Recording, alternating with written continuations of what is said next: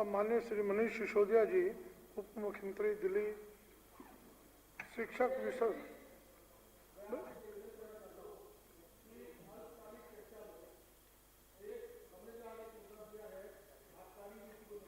अभी बाद में करता हूँ मैं बात।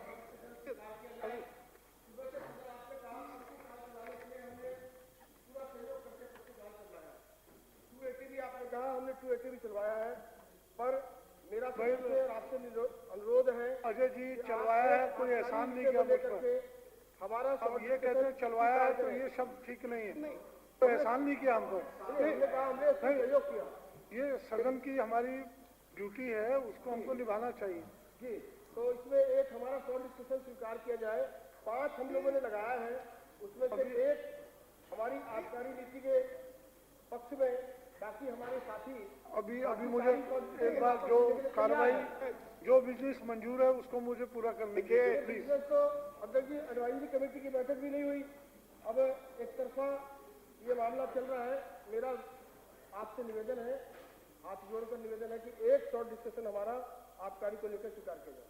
देखिए अजय जी, जो विषय वहाँ मेरे कक्ष में बैठ के हो गए, उनको अगर हम यहाँ रखेंगे उचित नहीं। कल जो है हमने कहा है, कल विजिलेंस कमेटी की मीटिंग होगी, 9:30 बजे फिक्स हो गया अध्यक्ष जी, आप इसी सदन में फैसला कर लीजिए। आपने आज के लिए आज का एजेंडा भी तो तय किया है ना जी। बिजनेस एडवाइजरी कमेटी ने तो नहीं किया। बिजनेस एडवाइजरी कमेटी का मतलब रूल्स तो ये कहते हैं कि हाउस बैठक हो जाएगी जी।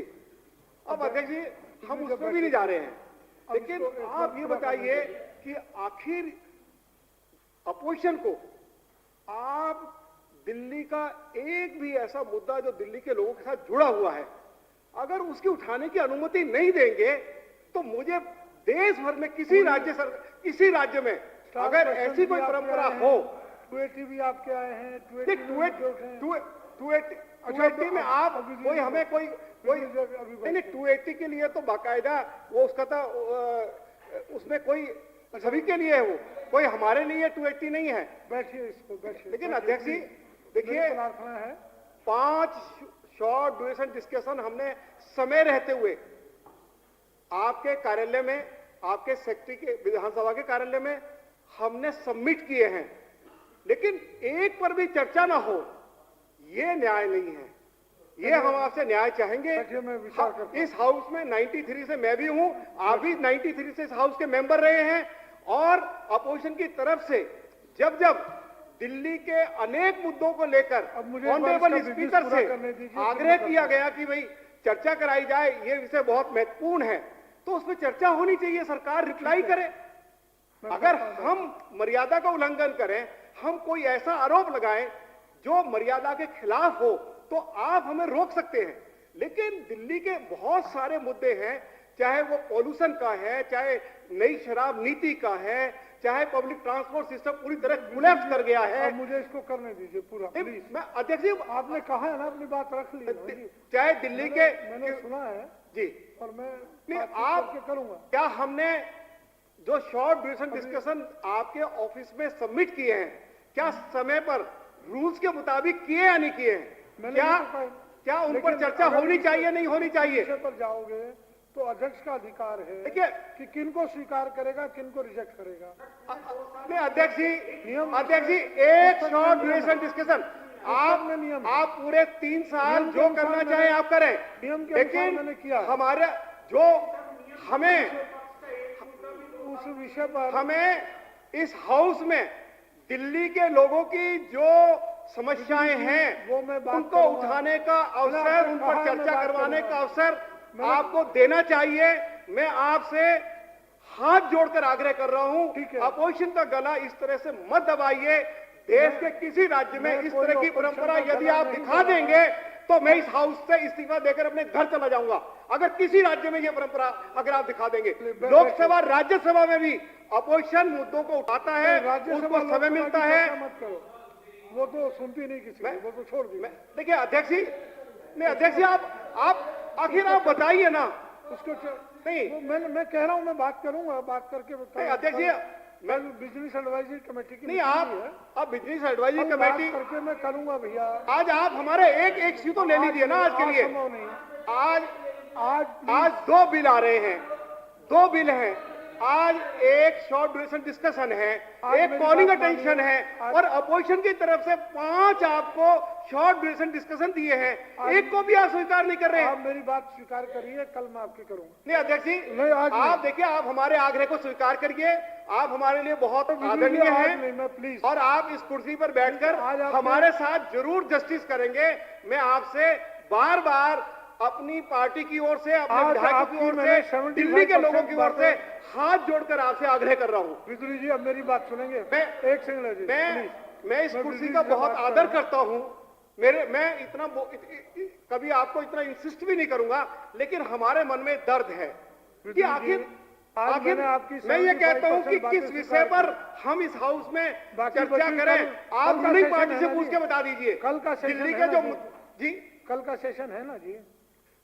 देखिए मैं समय दूंगा बस। अध्यक्ष जी, अगर अब- आप अब- कल तय करेंगे, अब तैयारी भी करनी होती है। तैयारी क्या आपको करने की जरूरत देखिए, नहीं है। तैयारी आपकी नहीं, क्यों आज नहीं आप होती? है इसमें अच्छा बैठिए, आप बैठिए। आप एक इशू एक हमारा ले लीजिए। आज आप मैंने आज इतनी रिक्वेस्ट आप मानी, आज जो मेरी दिल्ली रिक्वेस्ट की मानी।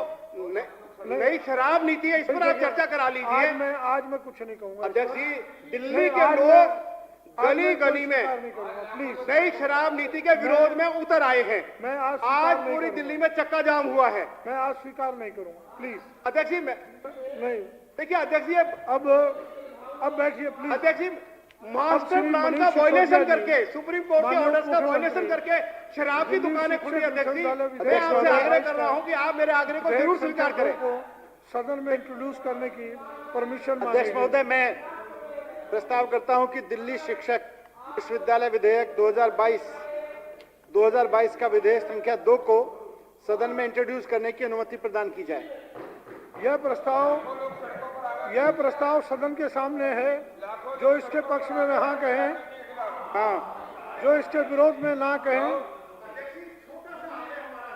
मैंने आपकी बात पूरा सुनी है और मैंने स्वीकार किया है कि अगर इस ढंग से होगा तो फिर कल पर मैं जो विचार करना होगा मैं करूंगा। आपकी प्रार्थना को मैं स्वीकार कर रहा हूं कि कल मैं समय दूंगा, बातचीत करूंगा, और इस ढंग से डेमो करना है। नहीं आदरणीय अध्यक्ष जी, हम देखिए फिर अलग आपके ऊपर कोई प्रेशर बिल्टअप नहीं कर रहे हैं। नहीं, ये प्रेशर ना हम नहीं, ये पूरा प्रेशर देखिए तो मैंने सुनी है ना भाई। मैं कह रहा हूँ कल बिजनेस एडवाइजरी कमेटी में रखिएगा बात, हम करेंगे, हेल्दी चर्चा करेंगे और हेल्दी डिस्कशन देंगे आपको। हेल्दी सिस्टम के लिए आज नहीं अध्यक्ष जी, देखिए अगर चर्चा हो जाएगी ऐसा बिजली हमारा जी, कद नहीं बढ़ेगा। मेरी जरूर इतिहास आपको याद रखेगा मैं आज के कि निर्णय ले अध्यक्ष जी चुका हूं। दिल्ली के मुद्दों पर चर्चा कराते थे, अवसर देते थे, अपोजिशन को भी बोलने का अवसर देते जितना थे, अवसर मैंने और दिया सरकार है। को भी कहते थे कि इसका जवाब दीजिए। यही तो मतलब है इस विधानसभा का। नहीं तो मतलब क्या रह जाएगा। अब मेरी बात मानिए प्लीज। अध्यक्ष जी, ये तो माननीय मंत्री जी खड़े प्लीज। या तो आप कल के लिए आप हमें बता दीजिए। आप मैंने कहा ना कल बिजनेस एडवाइजरी कमेटी में रखेंगे, हम प्राय की बात करूंगा। मैं जो विषय रखने रखे ही कल मैं स्वीकार करूंगा। कोई ना कोई विषय पर चर्चा का मौका। नहीं, अब नहीं, मैं कल कोई ना कोई विषय पर चर्चा का अवसर दूंगा जी। अब नहीं, प्लीज। जितेंद्र जी इसको बंद कर लीजिए, अच्छा नहीं लगता, प्लीज। क्या पानी टी-शर्ट में बात ठीक नहीं है। टी-शर्ट में कौन क्या है, अच्छा लग रहा है हाउस के अंदर। देखिए नहीं, सोमनाथ जी बैठिए, आप मत बोलिए। देखिए मैं पे है नहीं तो क्या करें बेचारे, है ना। टी-शर्ट देखिए क्या आदरणीय अध्यक्ष जी, क्या लिखा हुआ देखिए उसको। आप हमारी पहली विधानसभा के मेंबर रहे हैं। इस हाउस में बार बार मत इंसिस्ट करने के लिए मैंने आपकी बात स्वीकार करी है। मैं कल इस पर आपसे बातचीत करके पूरा करूंगा। अब इतना मेरा भी वो रखिए। नहीं, एडवाइजरी कमेटी में तो आज आप आए थे, बिजनेस मैंने एडवाइजरी पूरा कमेटी के मेंबर श्री ओम प्रकाश शर्मा जी हैं। तो आप उनको बताइए ना, वो आएंगे, बात करेंगे सारा, आपको मैसेज देंगे। कहता हूँ अभी तो कल आपके अधिकार में जो मत कहता हूँ कि देगा। देखिए अब आप इसका भी फैसला अब मुझे बाध्य मत करिए प्लीज। आज हाउस अब मुझे बाध्य किन मत किन करिए। मामलों को आप टेकअप बैठिए। करेगा। बैठिए। खाना मत कोई आपकी तरफ मैं से कह तो challenge तो रहा आए। हूँ, इससे ज्यादा क्या कहूंगा? कल के लिए बोल तो रहा हूँ मैं। हाँ, करवाऊंगा कल। तो बोल रहा हूँ। ठीक है जी, ठीक है जी।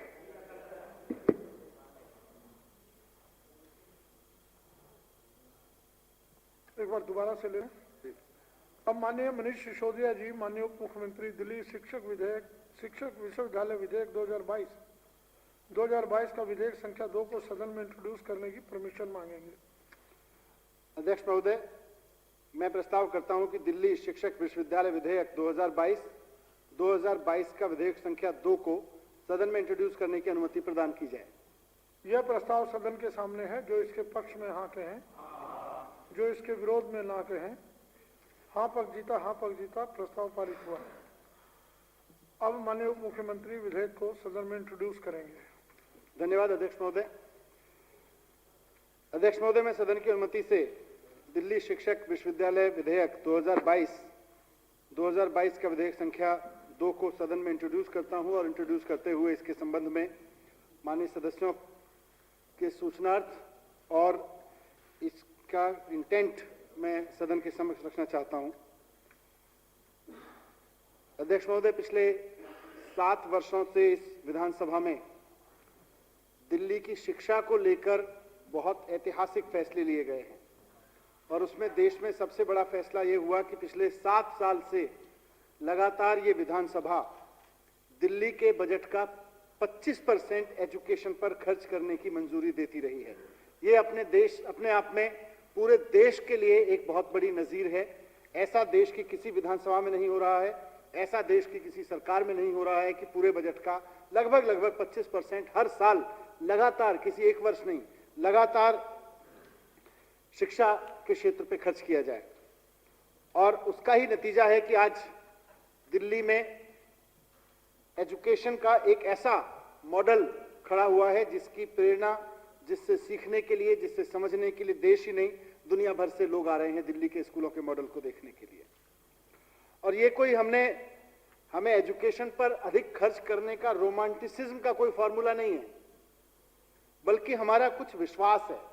आम आदमी पार्टी का, माननीय मुख्यमंत्री अरविंद केजरीवाल जी की राजनीति का कुछ आधार है और उस आधार में शिक्षा देश के विकास की सबसे मूलभूत आवश्यकता मान के हम लोग राजनीति कर रहे हैं, सरकार चला रहे हैं। और उसी का नतीजा है कि आज दिल्ली के स्कूल इतने शानदार हो गए सरकारी कि प्राइवेट स्कूलों में पढ़ा रहे लोगों का कॉन्फिडेंस बन रहा है दिल्ली के गवर्नमेंट स्कूलों पर। दिल्ली के गवर्नमेंट स्कूलों के नतीजे बहुत शानदार हो गए। दिल्ली के गवर्नमेंट स्कूलों में पढ़े हुए बच्चे आज सीधे बिना किसी विशेष कोचिंग के, आज रिक्शे वाले का बच्चा, प्रेस वाले का बच्चा जाके IIT में बैठ रहे हैं। तो दिल्ली में जो शिक्षा क्रांति हुई है अध्यक्ष महोदय, उसकी क्रांति का आधार मैं दिल्ली के शिक्षक को मानता हूं। इस विधानसभा के फैसलों का भी सम्मान है, सरकार के द्वारा किए गए काम का भी सम्मान है, सरकारी अधिकारियों द्वारा किए गए मेहनत का भी सम्मान है, लेकिन सबसे ज्यादा मेहनत अगर दिल्ली की शिक्षा क्रांति को बनाने में किसी ने सफल बनाने में किसी ने की है, उसमें कोई योगदान सबसे ज्यादा दिया है तो दिल्ली के शिक्षकों ने दिया है। मैं कहना चाहता हूं कि दिल्ली सरकार ने थोड़ी सी सुविधा दी, थोड़ा इंफ्रास्ट्रक्चर ठीक किया, थोड़ी सी ट्रेनिंग, थोड़ा दुनिया भर का एक्सपोजर दिया और दिल्ली के शिक्षकों ने करके दिखा दिया। टीचर्स के दम पर शिक्षा और शिक्षा के दम पर देश, ये अरविंद केजरीवाल जी का फॉर्मूला है। टीचर्स के दम पर शिक्षा और शिक्षा के दम पर देश आगे बढ़ेगा। दुनिया के महान देशों को हम देखें, बड़े बड़े देशों को देखें जो आज हम किताबों में पढ़ाते हैं विकसित देश, उनके हम बैकग्राउंड को देखें तो वहां भी शिक्षा और शिक्षक का बहुत योगदान रहा है। मैं फिनलैंड गया, फिनलैंड की एजुकेशन की चर्चा सारी दुनिया में होती है। मैंने फिनलैंड वासियों से भी पूछा, वहां के अधिकारियों से, पत्रकारों से, वहां के शिक्षा विशेषज्ञों से पूछा। पूरे दुनिया में चर्चा होती है फिनलैंड के एजुकेशन मॉडल की। तो मुझे वहां पता चला टीचर्स का वहां कितना व्यवस्था है। और जिस संदर्भ में आज मैं बात रख रहा हूं उस संदर्भ में फिनलैंड का ये उदाहरण बहुत महत्वपूर्ण है अध्यक्ष महोदय। फिनलैंड दुनिया का ऐसा पहला देश है जहां उन्होंने ऑफिशियली डिसीजन लेके सरकार ने स्कूल इंस्पेक्टर का पद खत्म किया। उन्होंने कहा हमारे यहाँ स्कूल होंगे, शिक्षक होंगे, बच्चे होंगे, शिक्षा चलेगी, लेकिन स्कूल इंस्पेक्टर नहीं होगा। मैं वहां गया तो मैंने पूछा, यार सरकारें तो हमेशा इंस्पेक्टर राज को बढ़ावा देती आई हैं दुनिया भर में, चाहे इधर से उधर से किसी ना किसी तरीके से सोचती हैं चलो एक इंस्पेक्टर और बिठा देते हैं, थोड़ी सी इंस्पेक्टरी और कर देते हैं, थोड़ी सी हवलदारी करते हैं। आपने पूरे देश में डिसीजन लेके सरकारी स्कूल सिस्टम में से इंस्पेक्टर राज खत्म किया, इंस्पेक्टर का पद खत्म किया, कॉन्शियस डिसीजन लेके। इसकी वजह क्या है और कैसे काम करते हो? तो उन्होंने, फिनलैंड के एजुकेशनिस्ट ने, वहां की सरकार के मंत्रियों ने, अधिकारियों ने मुझे बताया कि हम टीचर्स की ट्रेनिंग पर काम करते हैं। हम इंस्पेक्टर खड़े करने की जगह शानदार टीचर खड़े करने में यकीन करते हैं। और उन्होंने 10-12 साल कम से कम इस पे बहुत मेहनत की कि वहां जो वो विजन अपनी शिक्षा को लेकर रखते हैं, पहले वैसे टीचर्स खड़े किए जाएं और उसके बाद में उन्होंने कहा अब इंस्पेक्टर्स की जरूरत नहीं, हमने टीचर्स ट्रेनिंग इतनी शानदार कर दी है। मैंने और भी दुनिया में देखा कि टीचर्स ट्रेनिंग के देश में विदेश में क्या मॉडल हैं। हमारे यहाँ अच्छे बीएड कॉलेजेस हैं काफी देश भर में। हम कोई नए बीएड कॉलेज खोलने की बात नहीं कर रहे, लेकिन किसी विशेष संदर्भ में इसका जिक्र कर रहा हूं। मैंने सिंगापुर का मॉडल देखा टीचर ट्रेनिंग का। वहां पे मैंने देखा कि सिंगापुर की एनआई करके, वहां नेशनल इंस्टीट्यूट ऑफ एजुकेशन है, एनआई नेशनल एजुकेशन इंस्टीट्यूट है उनका। वहां पर जिस तरह से हमारे देश में आईएएस की परीक्षा होती है, बहुत प्रतिभाशाली लोगों को लिया जाता है, आर्मी की परीक्षा होती है, बहुत अलग तरह की प्रतिभाओं को लिया जाता है, बड़ी बड़ी कंपनियां वैकेंसी निकालती हैं। वो टीचर ट्रेनिंग यूनिवर्सिटी, उनकी जो टीचर ट्रेनिंग इंस्टीट्यूट है, उसके जिम्मे टीचर ट्रेनिंग देना तो है ही है, लेकिन उसके जिम्मे यह भी काम है कि देश की सबसे शानदार प्रतिभाओं को शिक्षक बनने के लिए प्रेरित करें। वहां के युवाओं में, स्कूल में पढ़ रहे बच्चों के अंदर प्रेरणा जगाएं कि वो शिक्षक बने आगे होके। एनआई का ये बड़ा प्रोग्राम मुझे शानदार लगा। जैसे हमारे यहाँ पे अध्यक्ष महोदय, आपने भी देखे होंगे, एयरफोर्स के बड़े शानदार विज्ञापन आते हैं वायुसेना में भर्ती होने के लिए। तो वो विज्ञापन देख के हमारे लड़के लड़कियों में स्कूल एज पे एक पैशन जागता है, उनके अंदर देश के लिए कुछ करने, कुछ करके मर मिटने की भावना जागती है। आर्मी के विज्ञापन आते हैं, नेवी के आते हैं, बड़ी बड़ी कंपनियां अपने हिसाब से विज्ञापन देती हैं जॉब्स के। वैसे ही वहां पे शिक्षक बनने के लिए विज्ञापन दिए जाते हैं सिंगापुर में। वहां के एनआई की तरफ से टीचर टेलीविजन चैनल्स पर, अखबारों में नई पीढ़ी को शिक्षक बन के देश की सेवा में लगने के लिए प्रेरित किया जाता है। एनआई का एक वो मॉडल मैंने देखा। मैंने जापान के भी शिक्षा के मॉडल देखे अध्यक्ष महोदय। वहां टीचर्स को सिविल सर्वेंट से ज्यादा सम्मान प्राप्त है, और कोई ऐसा नहीं है कि सम्मान कोई हाथ जोड़ के नमस्ते करने वाला खाली। वहां के सरकारी सिस्टम में एक टीचर का पद, वहां के, अगर हमें इंडियन कंटेक्स्ट में बात करूं, तो आईएएस के पद से बड़ा है। वहां का टीचर, जैसे यहाँ आईएएस होता है, डीएम से लेकर सेक्रेटरी तक जाते हैं और फिर सीनियरिटी बढ़ती जाती है, वहां के टीचर का पद का सम्मान भी यहां आईएएस को मिलने वाले पदों के सम्मान से ज्यादा है। उन्होंने जापान में, उन्होंने बाकायदा सरकार में व्यवस्था करके रख रखा है कि टीचर का पद देश के सबसे बड़े सिविल सर्वेंट के पद से बड़ा माना जाएगा। यह उन्होंने व्यवस्था कर रखी है। मैं राष्ट्रीय संदर्भ में अध्यक्ष महोदय चर्चा करूं। आज जब मैं एक टीचर्स यूनिवर्सिटी का बिल इस सदन में ला रहा हूं, तो खाली एक बीएड कराने वाले 100 बच्चों को, 200 बच्चों को खाली एक बीएड या और कोई डीएलएड और बीएलएड कोर्सेज कराने के लिए एक और संस्था के रूप में नहीं लेके आ रहा हूं, बल्कि एक विजन के रूप में लेके आ रहा हूं। अध्यक्ष महोदय, हमारे देश में इंजीनियरिंग पे जब बात हुई तो इंजीनियरिंग कॉलेज तो बहुत से हुए, लेकिन आज भी आईआईटी को देश का सर्वश्रेष्ठ इंजीनियरिंग कॉलेज माना जाता है। आईआईटीज को क्यों माना जाता है? क्योंकि उन्होंने देश को शानदार इंजीनियर दिए, साथ साथ उन्होंने एक और काम किया, उन्होंने इंजीनियरिंग की पढ़ाई के मानक तय किए कि देश के किसी भी इंजीनियरिंग कॉलेज में क्या पढ़ाया जाएगा, आज उसकी तुलना दुनिया में क्वालिटी से होती है और फिर आईआईटी की क्वालिटी से होती है। आईआईएम ने क्या किया? आईआईएम ने भी यही किया। Indian institute of management, IIM MBA की डिग्री, बीबीए की डिग्री देने वाले बहुत सारे संस्थान हैं देश और दुनिया में। देश में आज बात करें, लेकिन आईआईएम ने क्या किया? आईआईएम ने मैनेजमेंट की ट्रेनिंग के लिए दुनिया के अच्छी अच्छी कंपनियों को चलाने वाले मैनेजर्स तो दिए ही दिए, लेकिन मैनेजमेंट की पढ़ाई के मानक तय कर दिए कि क्वालिटी ऑफ मैनेजमेंट ट्रेनिंग क्या होती है। और आज इसी वजह से आईआईएम के निकले हुए बच्चे आज दुनिया की सबसे बड़ी कंपनियों को चला रहे हैं। आईआईटी से निकले हुए इंजीनियर्स हमारे दुनिया की सबसे बड़ी कंपनियों को चला रहे हैं। हमने आईआईटी बनाए, हमने आईआईएम बनाए, हमने लॉ में नेशनल लॉ यूनिवर्सिटी बनाई। वकीलों को कैसी एजुकेशन दी जाए, उसका मतलब देश भर की यूनिवर्सिटीज लॉ करा रही हैं, लेकिन लॉ कॉलेजेस ने, लॉ एनएलयूज ने एक स्टैंडर्ड तय कर दिया कि इससे नीचे की चीज को नीचा माना जाएगा। क्वालिटी का, लॉ की क्वालिटी का एजुकेशन ये होना चाहिए। यहां तक कि मैं पत्रकार रहा हूं, मैंने देखा पत्रकारिता की पढ़ाई भी दुनिया भर की यूनिवर्सिटीज कराती है, प्राइवेट और सरकारी संस्थाएं कराते हैं, लेकिन देश में आईएमसी स्थापित हुआ। आईएमसी स्थापित करके ना सिर्फ शानदार पत्रकार दिए गए, बल्कि पत्रकारिता की पढ़ाई के मानक तय किए गए। आज आईएमसी देश में सिर्फ पत्रकार नहीं दे रहा है, बल्कि देश में पत्रकारिता की पढ़ाई के मानक तय कर रहा है कि पत्रकारिता की पढ़ाई के स्टैंडर्ड क्या होने चाहिए, वो तय कर रहा है। लेकिन अनफॉर्चुनेटली मेडिकल में भी देखेंगे आप, एम्स देखेंगे, उस तरह का मानक तय कर रहा है।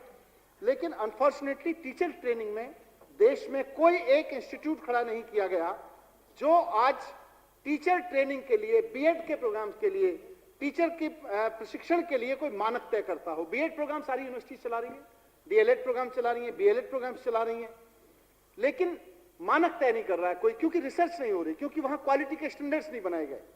तो आज मैं जब इस सदन के समक्ष इस यूनिवर्सिटी के बिल को ला रहा हूं, तो इसलिए लेकर आ रहा हूं कि एक ऐसी यूनिवर्सिटी खड़ी की जाए जो देश में टीचर्स ट्रेनिंग के मानक भी तय करे, ना सिर्फ शानदार टीचर्स दे, बल्कि टीचर ट्रेनिंग के मानक तय करे। एक ऐसी यूनिवर्सिटी बने टीचर ट्रेनिंग के नाम पर, जैसे आप आज इंजीनियरिंग की बात करो तो आईआईटी का नाम आता है, आप मैनेजमेंट की बात करो तो आईएम का नाम आता है, मेडिकल की बात करो तो सबसे पहले एम्स का नाम लिया जाता है, जर्नलिज्म की बात करो तो सबसे पहले आईएमसी का नाम लिया जाता है। उसी तरह से जब टीचर ट्रेनिंग की बात हो तो दिल्ली टीचर यूनिवर्सिटी की बात होनी चाहिए। उस उद्देश्य के साथ और उस विजन के साथ हमारे देश में जो अभी शिक्षक बने हैं, जो शिक्षा के काम में लगे हुए हैं, उनमें भी प्रतिभाओं की कमी नहीं है।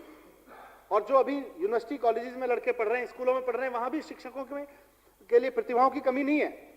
लेकिन हमारे देश के टीचर ट्रेनिंग संस्थानों में मैं कमी देखता हूं। आज 21वीं सदी में हम जिस एजुकेशन सिस्टम से निकल के आए हैं, यहाँ सदन में बैठे हुए अधिकतर लोग, वो उस सिस्टम से निकल के आए हैं कि एक टीचर होगा, 40 बच्चे उसके सामने बिठा दो, टीचर के पास निश्चित रूप से ज्यादा ज्ञान है, ज्यादा इंफॉर्मेशन है, उसको जमाने से लेके अपने विषय तक की ज्यादा सूचनाएं हैं, वो टीचर क्लास में जाएगा, 40 बच्चों को वो सूचनाएं प्रदान करेगा। आज के बच्चे टेक्नोलॉजी, 21वीं सदी की टेक्नोलॉजी के उपलब्ध होते हुए आज के बच्चों को वो शिक्षा देने से काम नहीं चल रहा है। आज का बच्चा निश्चित रूप से टेक्नोलॉजी के क्षेत्र में और टेक्नोलॉजी की बदौलत अपने माँ बाप और अपने शिक्षक से ज्यादा इंफॉर्मेशन रख रहा है। वो जब क्लासरूम में आता है तो उसके पास में इंफॉर्मेशन अपने टीचर और अपने पेरेंट्स, उनके बराबर तो होती है, हो सकता है कई मामलों में तो बच्चे ज्यादा आगे निकल जाते हैं माँ बाप और टीचर्स से। वैसे में इस जनरेशन 21वीं सदी के इन बच्चों को शिक्षा देना पुरानी शिक्षण पद्धतियों से नहीं हो सकता, पुराने शिक्षक प्रशिक्षक पद्धतियों से नहीं हो सकता है। उसके लिए नई टीचर ट्रेनिंग व्यवस्थाएं शुरू करनी पड़ेंगी, और दुनिया में उसके बहुत सारे उदाहरण देखने को मिलते हैं कि कैसे कैसे काम किया गया। ये वन वे नहीं चल सकता। तो एक तरफ क्वालिटी की बात है, दूसरी तरफ क्वांटिटी भी बहुत बड़ा इशू है।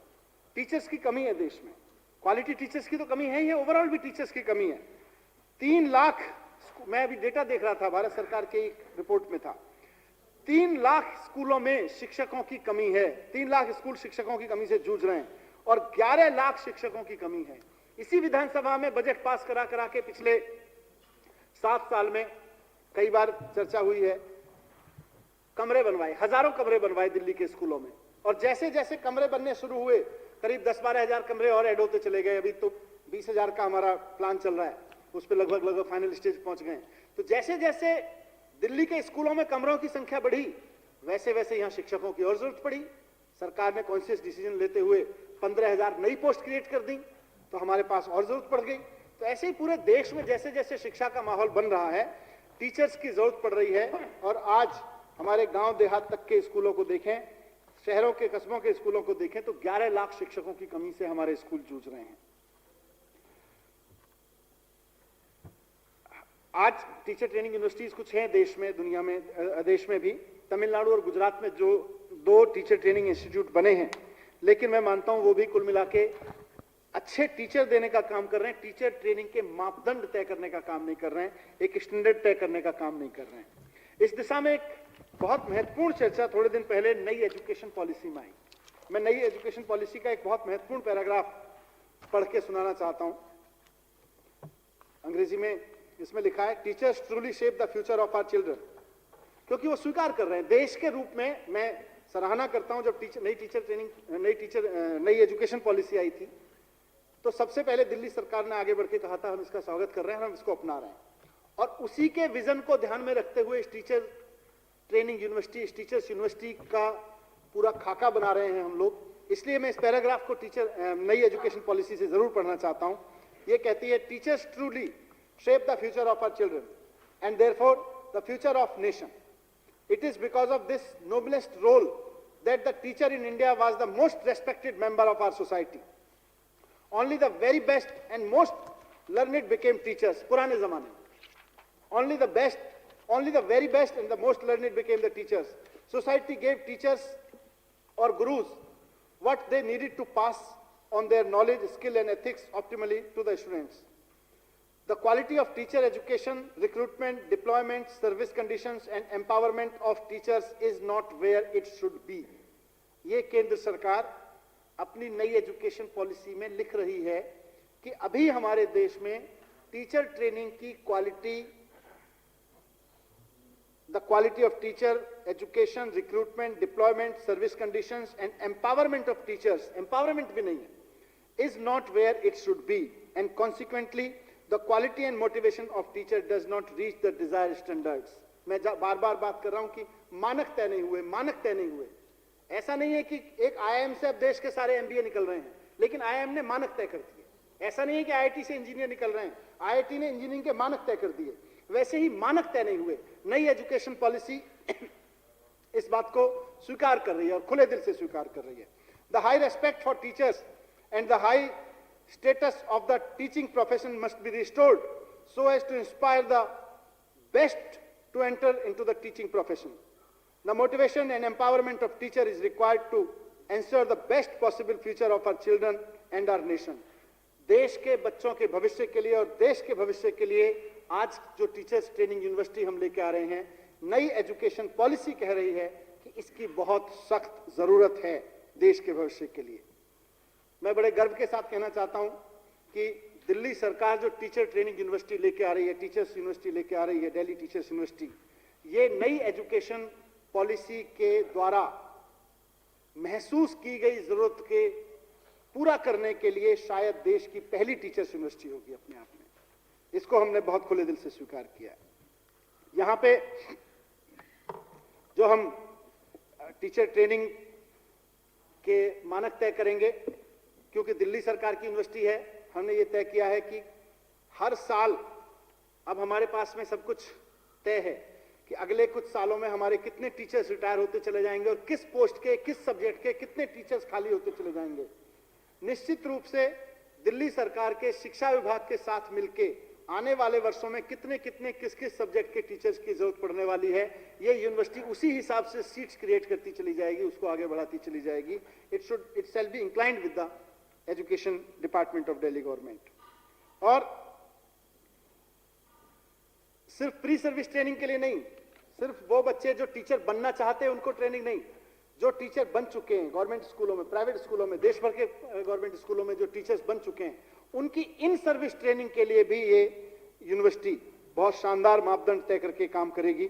स्कूल प्रिंसिपल्स के लिए, डिपार्टमेंट के उन लोगों के लिए जो एजुकेशन की लीडरशिप में काम कर रहे हैं, उन सब के लिए भी ये बहुत शानदार काम करेगी। मैं जस्टिस JS वर्मा कमीशन 2012 में सुप्रीम कोर्ट के आदेश पे बना था, उसमें एक रिपोर्ट दी गई थी, मैं उसकी भी 2 लाइन यहाँ पर उल्लेख करना चाहता हूं, जो उन्होंने देश के टीचर ट्रेनिंग इंस्टीट्यूट के संबंध में बोला था।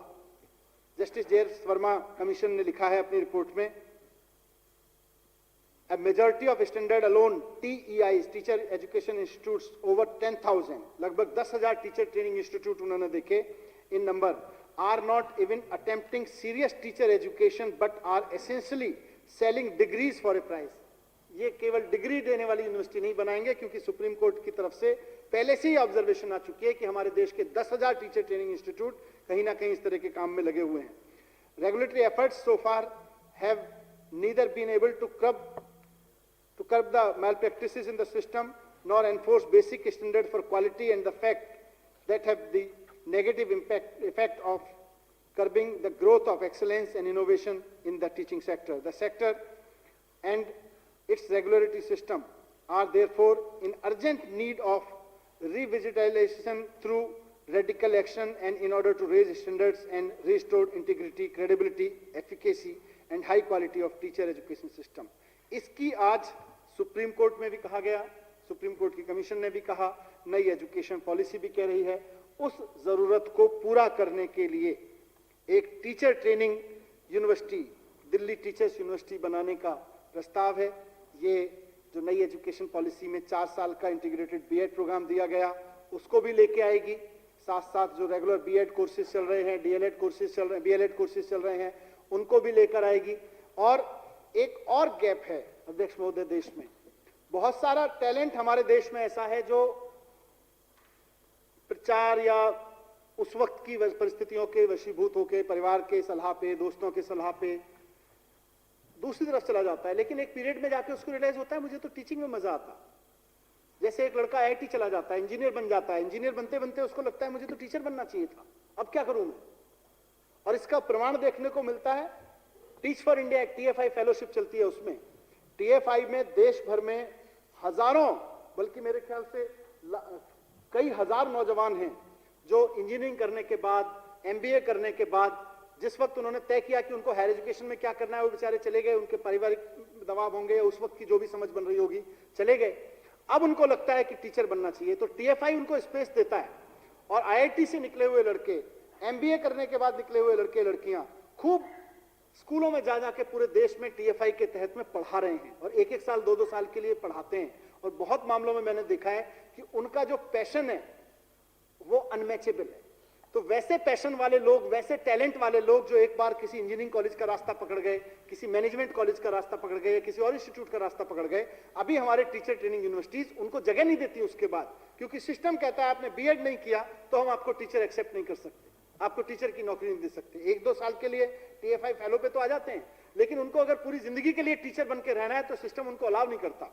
तो ये यूनिवर्सिटी एक नया भी डिप्लोमा लेके आएगी। इसमें 1 साल का प्रोग्राम कि जो बीटेक करते हैं या इस तरह के और पाठ्यक्रम से ग्रेजुएशन करने वाले बच्चों के लिए, टैलेंटेड बच्चों के लिए, उनको भी टीचर ट्रेनिंग का डिप्लोमा देके, उनको बीएड करा के और उनको भी एजुकेशन सिस्टम में लाया जा सके, ताकि देश की वो प्रतिभा जिसको जेई या नीट या कैट के एग्जाम के जरिए किसी और परीक्षा में लेके गए चले गए, उनको भी वापस टीचिंग के लाइन में लाया जा सके अगर वो ऐसा चाहते हैं, उसके भी ये अवसर देगी। तो इस तरह से एक बहुत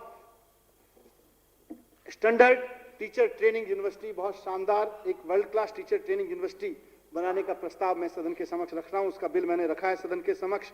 इसका कैंपस, महेंद्र भाई कहाँ हैं? किधर बैठे हैं महेंद्र यादव जी? अभी देख नहीं रहे। महेंद्र यादव जी के विधानसभा में कल मैं गया था, उसका जगह देखने, वहां 12 एकड़ जमीन बक्करवाला गांव में वहां है, उसमें इसकी स्थापना होगी। और जैसा मैंने कहा उसको समराइज करते हुए इसके 2 मकसद हैं। क्वालिटी टीचर ट्रेनिंग के मानक तय करना देश में, और देश की बाकी यूनिवर्सिटीज और इंस्टीट्यूट जो कराते हैं उस तरह से बीएड और बाकी कोर्सेज भी देना। मैं बहुत सम्मान के साथ में इस सदन के समक्ष इस बिल को प्रस्तुत करता हूं, बहुत उम्मीदों के साथ। बहुत बहुत धन्यवाद।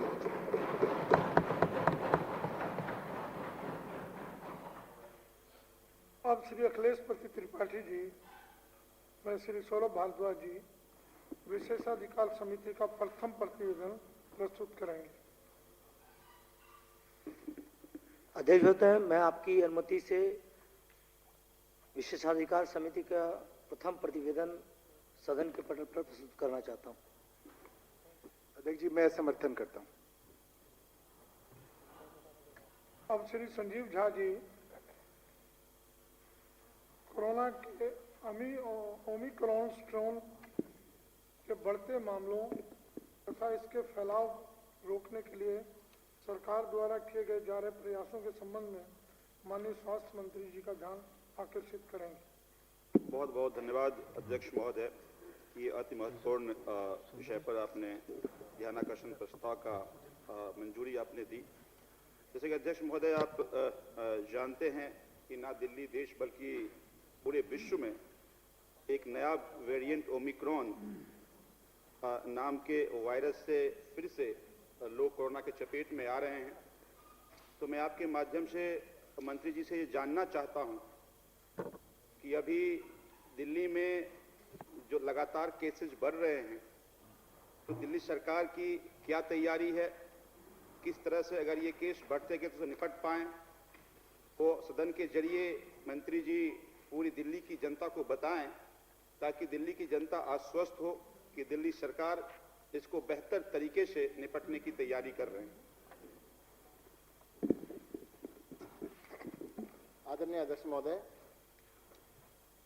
दिल्ली में और पूरे देश में फिर से कोरोना ने अपना प्रसार स्टार्ट किया है। इस बारी जो कोरोना है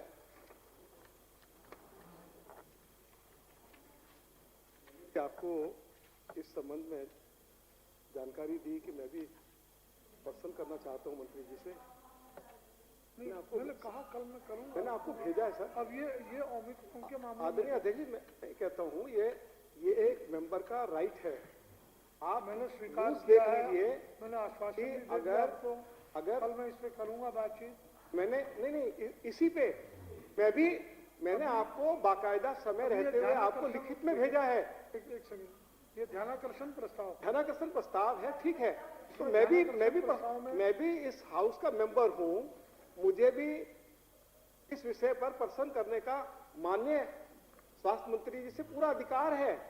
ये नियम मुझे अधिकार देते हैं।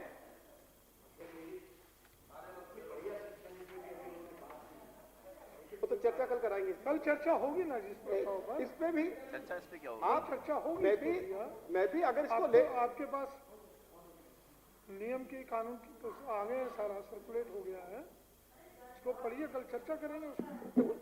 जब ध्यानाकर्षण प्रस्ताव आया है तो उसमें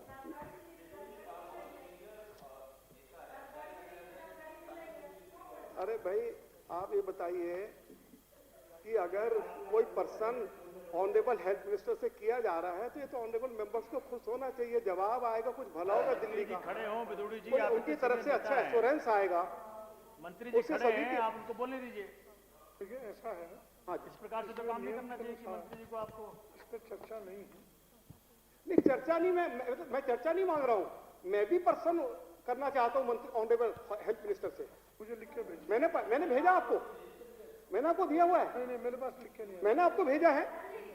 आप देखिए, मैंने आपको भेजा है कि मैं 2 विषयों पर पर्सन करना चाहता हूं। मैंने दिया है। आप देखिए, 3 घंटा पहले मैंने दिया, जैसे ही आज ही हमारे सामने एजेंडा आया है।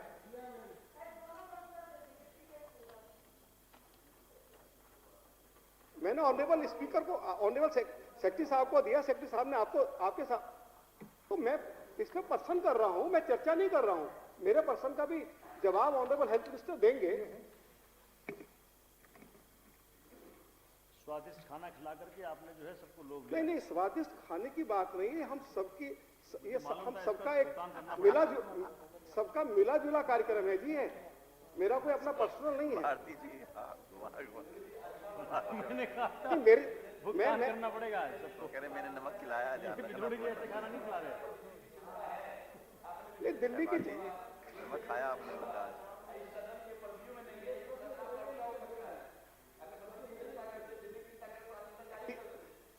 समय विजिलेंस के सवालों पे जवाब नहीं दिया गया, आपने कभी बोला इसके बारे में? मीडिया कोई जवाब नहीं देता। आपसे ये उम्मीद तो है। बिदुड़ी जी, दिल्ली का सत्यानाश डीडीए ने किया, अब एमसीडी कर रही है। हजूर, आप हमारे सब बड़े भाई हैं, हम छोटे हैं। जय हम सब कुछ 73 साल का आदमी छोटा हो जाए तो फिर तो सब कुछ सुनेंगे। 73 साल हो जो आप कहेंगे बड़े भाई, आप बड़े भाई हैं, हाँ हम छोटे जी, हैं। कम से कम, कोई नहीं। बिल्कुल जी, मैं Selective आपको दे रहा हूं, चिंता उसके करते हैं ऊपर आप। देख लीजिए जी, जितने भी आपसे चर्चा के विषय हैं वो सारे टोटल। मैं लिखित में दिया है। अभी ये रहा ना, आपको दे रहा हूँ। नहीं देखिए, अकेले सिर्फ दिया है। अब आप मैंने सर देखिए आपके जो कल आए थे, सेकंड इन कमांड जो है आज दिया है सर। हम कमेटी के मेंबर थे इसके, पूरा एमसीडी ने अरे भैया 3 घंटे पहले दिया है। कुछ नहीं किया था। अच्छा, माननीय मंत्री जी को एक बार फिर 11 बजे जैसे हमारे पास आया है,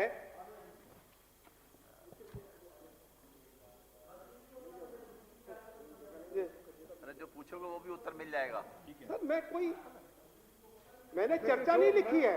मैंने लिखा मैं भी इस पर पर्सन पूछना चाहता हूँ। एक सेकंड बैठ, एक बार बैठ, मैं पढ़ के सुनाता हूँ क्या लिखा है। मैं देख चुका हूँ, इसलिए मैंने पर्सन की बात ही नहीं आई कहीं। इसमें लिखा है संजीव जी झा द्वारा ओमिक्रॉन के विषय में चर्चा में भाग लेना चाहते हैं। आप पढ़ लीजिए भाई, मैं पढ़ के सुना रहा हूं, कमाल है। अजय जी महावर जी, ये बात अच्छी नहीं होगी। आदरणीय रामवीर सिंह विदुरी जी इसमें प्रश्न पूछना चाहते हैं, चर्चा में भाग लेना चाहते हैं। चलिए आपका क्वेश्चन क्या पूछिए, संक्षेप में क्वेश्चन। हाँ जी, हाँ जी, बहुत संक्षेप क्वेश्चन के रूप में। क्वेश्चन के रूप में पूछ रहे हैं। आप इतना आदरणीय अध्यक्ष जी, बहुत बहुत धन्यवाद आपका। एक साथ जवाब दे देंगे। हाँ जी, हाँ जी, मैं आदरणीय अध्यक्ष जी आपके माध्यम से दिल्ली के ऑनरेबल हेल्थ मिनिस्टर से यह पूछना चाहता हूं, दिल्ली सरकार ने विदेश से आने वालों पर नजर नहीं रखी, क्या दिल्ली सरकार ट्रैकिंग और ट्रेसिंग करने में पूरी तरह विफल रही और उसी का नतीजा है कि कोरोना फिर से फैल रहा है? अध्यक्ष जी, दिल्ली के बाजारों में बेतासा भीड़ लगती रही, शादियों में बेशुमार लोग आते रहे, आखिर दिल्ली सरकार की मशीनरी क्या कर रही थी? अब भी मुख्यमंत्री जी ये कह रहे हैं कि कोरोना बहुत माइल्ड है, क्या सरकार के इस रवैये से जनता में लापरवाही की भावना नहीं बढ़ेगी? आदरणीय अध्यक्ष जी, क्वेश्चन क्या है विदुरी जी, क्वेश्चन करिए। मेरा यही क्वेश्चन है, मैं जो क्वेश्चन कर रहा हूं, क्वेश्चन कहाँ निकला? क्वेश्चन मैंने किया है ना, मेरा पहला क्वेश्चन है कि ट्रैकिंग और ट्रेसिंग नहीं की गई, क्या इसकी वजह से कोरोना बढ़ रहा है? मेरा पहला क्वेश्चन है। ठीक है। मेरा दूसरा क्वेश्चन है, बाजारों में बेतासा भीड़ है, सरकारी मशीनरी उसको रोकने में पूरी तरह विफल रही है, क्या ये दूसरा उसका कारण नहीं है? मेरा तीसरा प्रश्न है कि हमारे ऑनरेबल चीफ मिनिस्टर, हमारे ऑनरेबल हेल्थ मिनिस्टर डेल्टा के बारे में भी ये कहते थे कि इससे घबराने की जरूरत नहीं है, और इस के बारे में भी यही कहा जा रहा है बहुत माइल्ड है, तो क्या इससे लापरवाही बढ़ेगी या नहीं बढ़ेगी? और दिल्ली की गली गली में रिहायशी क्षेत्रों में जो शराब के ठेके खुले हुए हैं उनके ऊपर जो भीड़ जमा हो रही है, और डीटीसी की बस नहीं है, आज बस स्टैंड के ऊपर भीड़, आज बस स्टैंड पर अध्यक्ष जी के बारे में बोला वो हटा दीजिए। आज डीटीसी की बसों, आज दिल्ली में डीटीसी की बसें नहीं है, तो जो आज बस स्टैंड पर अध्यक्ष जी, चलो इसको मैं कहता हूँ विदुरी जी ने जो कुछ बोला है सारा डिलीट कर दीजिए। ये क्या, ये तो भी कुछ बोला नहीं है? है। ये बसें सारी पुलिस की सेवा में आपने लगी हेल्थ हुई मिनिस्टर हैं। की बात की, मैं हेल्थ मिनिस्टर की आप चले गए। सर, मैं कह रहा हूँ, मैं ऑनरेबल हेल्थ मिनिस्टर से पूछ रहा हूँ कि आज बस स्टैंड पर जो भीड़ लग रही है, डीटीसी की बसों की कमी है। माइक बंद कर दीजिए। अनिश्चित सदन को हाईजैक। विदुरी जी, आप भी विजेंद्र गुप्ता जी की राह में चल पड़े, अब बड़ा अच्छा ट्रैक चल रहे थे। कैंपे चलवाया और कहा कोरोना भाग जाएगा, कौन जवाब देगा? पूरे देश में विदुरी जी, कल इसका मतलब कल आपको समय नहीं चाहिए, कल आपको समय नहीं चाहिए। मैंने आश्वासन दिया, आपने आश्वासन तोड़ दिया। मैंने आश्वासन दिया कल चर्चा करने का, आपने उस आश्वासन, सवाल तो हेल्थ में करना था, अब हेल्थ से लेके शराब से लेके कहीं और। आप अच्छा चल रहे थे, ठीक चल रहे थे, मुझे भी लग रहा था जवाब देना चाहिए ना। अब छोड़िए, बैठिए। हाँ, मैं 3 प्रश्नों को, आपके पहले 3 प्रश्नों का उत्तर दिलवा रहा हूँ, बैठ गए, बैठ। हाँ, बैठ गए। मैं कहना चाहता हूं इनसे कि ये जवाब दें, सदन के माध्यम हाँ, दिलवा रहा हूँ, इनके बड़े नेता ने बैठिए। क्या उससे कोरोना भागा? माननीय सदस्य बैठे जरा प्लीज। सोमनाथ जी बैठिए प्लीज, बैठिए। डॉक्टरों पे लाठी चलवाया अभी, सोमनाथ जी बैठिए प्लीज, बातें कर रही है। अब बैठिए। विदुरी जी, हो गया आपके? हाँ, हो गया ना, हो गया, आप तो बैठिए ना। नहीं, अब बैठिए प्लीज। कमजोर तो आदमी मैं हूं, मैंने समय दिया और आपने मुझे हाईजैक कर लिया। बैठिए, अच्छा बैठिए, अब बैठिए। नहीं विदुरी जी, विदुरी जी बैठिए प्लीज। इसलिए बोल रहा हूँ, देश से ताली बजवाई, सोमनाथ जी बैठिए। सोमनाथ जी, सोमनाथ भारती जी बैठिए। विजय जी बैठिए प्लीज। गोबर खा लो, गोबर अब हो गया भाई, अब नहीं, अब समय को बर्बाद मत करो। आप बताएं। बैठिए, सभी माननीय सदस्य जरा शांत रहेंगे। सुनो, तुम कोरोना में जरूर पूछना है। माननीय स्वास्थ्य मंत्री जी। आदरणीय अध्यक्ष महोदय, जैसा पूछिएगा इस सवाल को। सबसे पहले तो नेता प्रतिपक्ष ने आप बताओ थाली थाली। भाई ओम प्रकाश जी, अब उनको माननीय मंत्री जी को बीच में डिस्टर्ब मत करो प्लीज। नहीं, अभी करने दो। नेता प्रतिपक्ष ने कुछ पॉइंट उठाए, उन पे मैं कहना चाहूंगा। इन्होंने कहा है कि विदेशों से आने वाले जो यात्री हैं उनमें निगाह नहीं रखी गई। दिल्ली में जो लास्ट वेव आई थी, सबको पता है, तब दिल्ली सरकार ने बार बार केंद्र सरकार से कहा था कि भाई ये बहुत बुरी तरह से फैलने वाला है, आप फ्लाइट्स को बंद कर दो, ये फ्लाइट्स ठीक नहीं है आना। केंद्रीय मंत्री जी से, हेल्थ मिनिस्टर से मैंने कहा, मुख्यमंत्री जी ने प्राइम मिनिस्टर को लेटर लिखे, सब कुछ करा, उन्होंने 20 दिन तक कुछ नहीं सुना। 20 दिन के बाद फ्लाइटें बंद की थी। तब तक हजारों लोग दिल्ली में आ चुके थे, वो पूरी दिल्ली में फैल गया था। इस बारी की भी बता देते हैं। मैं ये मुद्दा छेड़ने वाला नहीं था, राजनीति की कोई बात करने वाला नहीं था, मैं सिर्फ बेसिक बातें बताने वाला था, क्योंकि राजनीति इन्होंने छेड़ दिया तो बता देता हूं।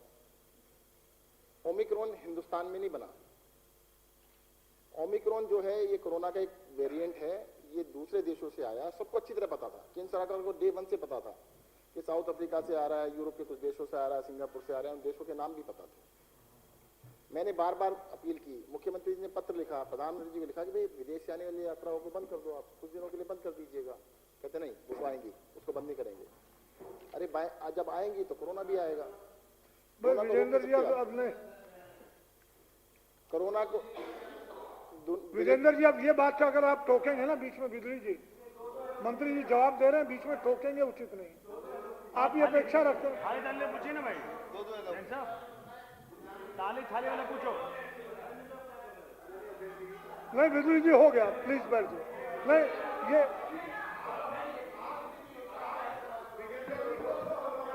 माननीय मंत्री जी, मैं आग्रह करूंगा, विदुड़ी जी के प्रश्नों का उत्तर मत दीजिए, आप 16 भारद्वाज जी पे आ जाइए। ठीक है, हम नहीं सुनना चाहते हैं, नहीं सुन रहे, वो बोल रहे हैं, कैमरे लाओ, वो कुछ और बोल रहे हैं, वो कुछ और बोल रहे हैं। अध्यक्ष महोदय, तरीका थोड़ी है ये, ऐसे सदन चलता है क्या?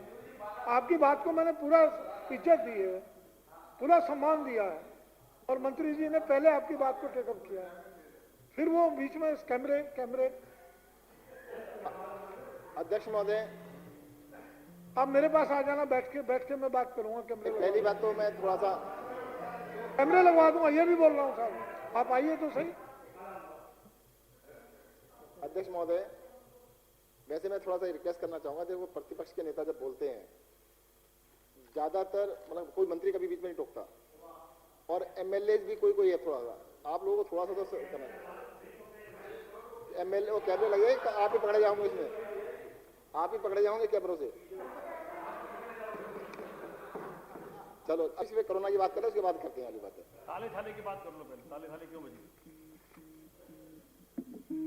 अध्यक्ष जी, ओमिक्रॉन जो है ये कोरोना का एक नया वेरिएंट है। लास्ट जो वेव हिंदुस्तान में आई थी वो डेल्टा था, उसको डेल्टा कहा जाता है। बहुत बुरी तरह से पूरे देश में फैला था, दिल्ली में भी, पूरे देश में भी बहुत लोगों की दुखद मृत्यु भी हुई थी। कई महीने तक हालात बिल्कुल ठीक रहे। दिल्ली में 40-50 केस आते थे, 30, 40, 50, 60 केस आते थे। पॉजिटिविटी रेट 0.1% था। 1 दिसंबर के आसपास विदेशों से जब फ्लाइट आनी स्टार्ट हुई, उसके बाद ओमिक्रॉन जो कि साउथ अफ्रीका या यूरोप के देशों में स्टार्ट हुआ था, वो इंडिया भी आना स्टार्ट हुआ।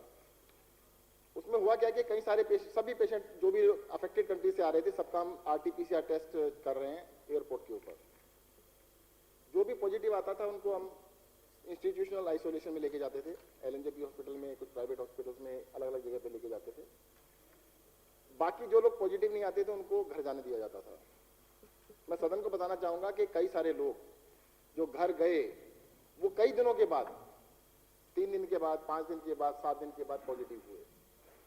जब वो पॉजिटिव हुए तो उनकी पूरी फैमिली पॉजिटिव थी, उनके कॉन्टैक्ट्स भी पॉजिटिव हुए। तो इसको जो ओमिक्रॉन जो फैला तो बिल्कुल क्लियर था कि जो लोग घर गए उनकी वजह से फैला।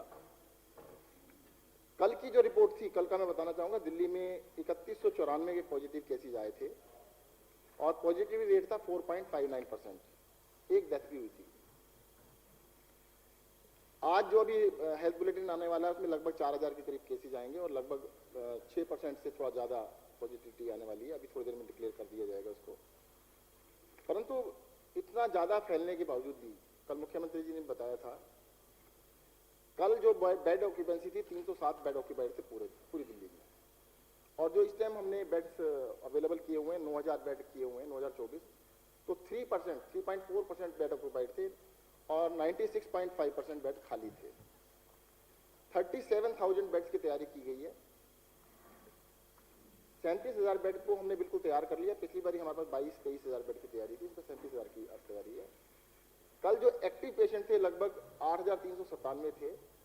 जितने एक्टिव पेशेंट पिछली बारी अगर 8,000 जब थे तो उस टाइम पे हॉस्पिटल्स में लोग थे कम से कम 1,500-2 हज़ार। इस बारी हॉस्पिटल में 300 के करीब है। ये तो डाटा बोल रहा है, मैं नहीं बोल रहा हूँ। अगर ये कहा जाए कि भी नहीं बिल्कुल बराबर है, अभी तक ओमिक्रॉन के जो टेस्टेड पेशेंट्स हैं हॉस्पिटल में, ओमिक्रॉन वाले को एक को भी ऑक्सीजन नहीं लगानी पड़ी। जो भी पेशेंट अस्पताल में गए अभी तक एक को भी नहीं लगी है। और पिछले मैं 3-4 दिन का डाटा आपको एक और दूंगा। जो जीनोम सीक्वेंसिंग हम करा रहे हैं पॉजिटिव पेशेंट्स की, तो अभी 2 दिन की रिपोर्ट आई, 187 लोगों की पेशेंट्स की रिपोर्ट आई ओमिक्रॉन जो जीनोम सीक्वेंसिंग की, उससे पता लगता है कि कौन सा वेरिएंट है। तो उसमें 152 जो थे ओमिक्रॉन के थे, यानी 81% जो थे ओमिक्रॉन के थे और लगभग 8.5% डेल्टा थे और बाकी अदर वेरिएंट थे। तो अब जो वेरिएंट फैल रहा है वो सारा का सारा ओमिक्रॉन है, डेल्टा या दूसरे बहुत कम है। और मुझे लगता है इस बात के अंदर कोई बहस की बात नहीं है, तो एविडेंस सामने है, बिल्कुल सामने पता लग रहा है। अब जो पूरे सिस्टम के अंदर हमारी टेस्टिंग ट्रेसिंग की बात जहां तक हुई है, दिल्ली के अंदर पूरे देश में सबसे ज्यादा ट्रेसिंग की जा रही है। आज भी एक पेशेंट पॉजिटिव आता है तो उसके 15 से ज्यादा लोगों को ट्रेस किया जा रहा है, ट्रैक किया जा रहा है, आइसोलेट किया जा रहा है। नए कंटेनमेंट जोन बनाए जा रहे हैं, जहां पर भी 2 पेशेंट एक घर में मिलते हैं उसको हम माइक्रो कंटेनमेंट जोन बना देते हैं। दिल्ली के अंदर बहुत ही एक पेशेंट के घर हमारे लोग जाते हैं, उनसे बातचीत करते हैं, उनसे कॉल की जाती है, डेली कॉल की जाती है। होम आइसोलेशन के अंदर बहुत अच्छा इलाज किया जा रहा है। दुनिया के अंदर पहली बारी, तब भी हमारे विरोधियों ने बड़ा विरोध किया था जब हमने होम आइसोलेशन स्टार्ट की थी, दिल्ली ने पहले बारी सबसे पहले दुनिया के अंदर होम आइसोलेशन स्टार्ट किया था। और आज ओमिक्रॉन के अंदर भी होम आइसोलेशन जो है वो सबसे ज्यादा कामयाब है, क्योंकि ज्यादातर लोगों को सिम्टम्स है ही नहीं। और इसका सबसे कॉमन सिम्टम ये है कि ओमिक्रॉन का सबसे कॉमन सिम्टम है कि सिम्टम नहीं है, हल्का खांसी जुकाम कुछ लोगों को हो रहा है, किसी किसी को थोड़ा फीवर भी हो रहा है। अभी तक सीरियस पेशेंट देखने में नहीं आए हैं ओमिक्रॉन के। फिर भी सभी से निवेदन है कि भाई इसको फैलने से रोकें, सबकी जिम्मेदारी है। भाई 2 ही चीजें हो सकती है, पहले तो कोरोना को रोक लें, दूसरा उसका इलाज कर लें। इलाज के लिए सरकार तैयारी कर रही है, पर रोकने की जिम्मेदारी हम सबकी है।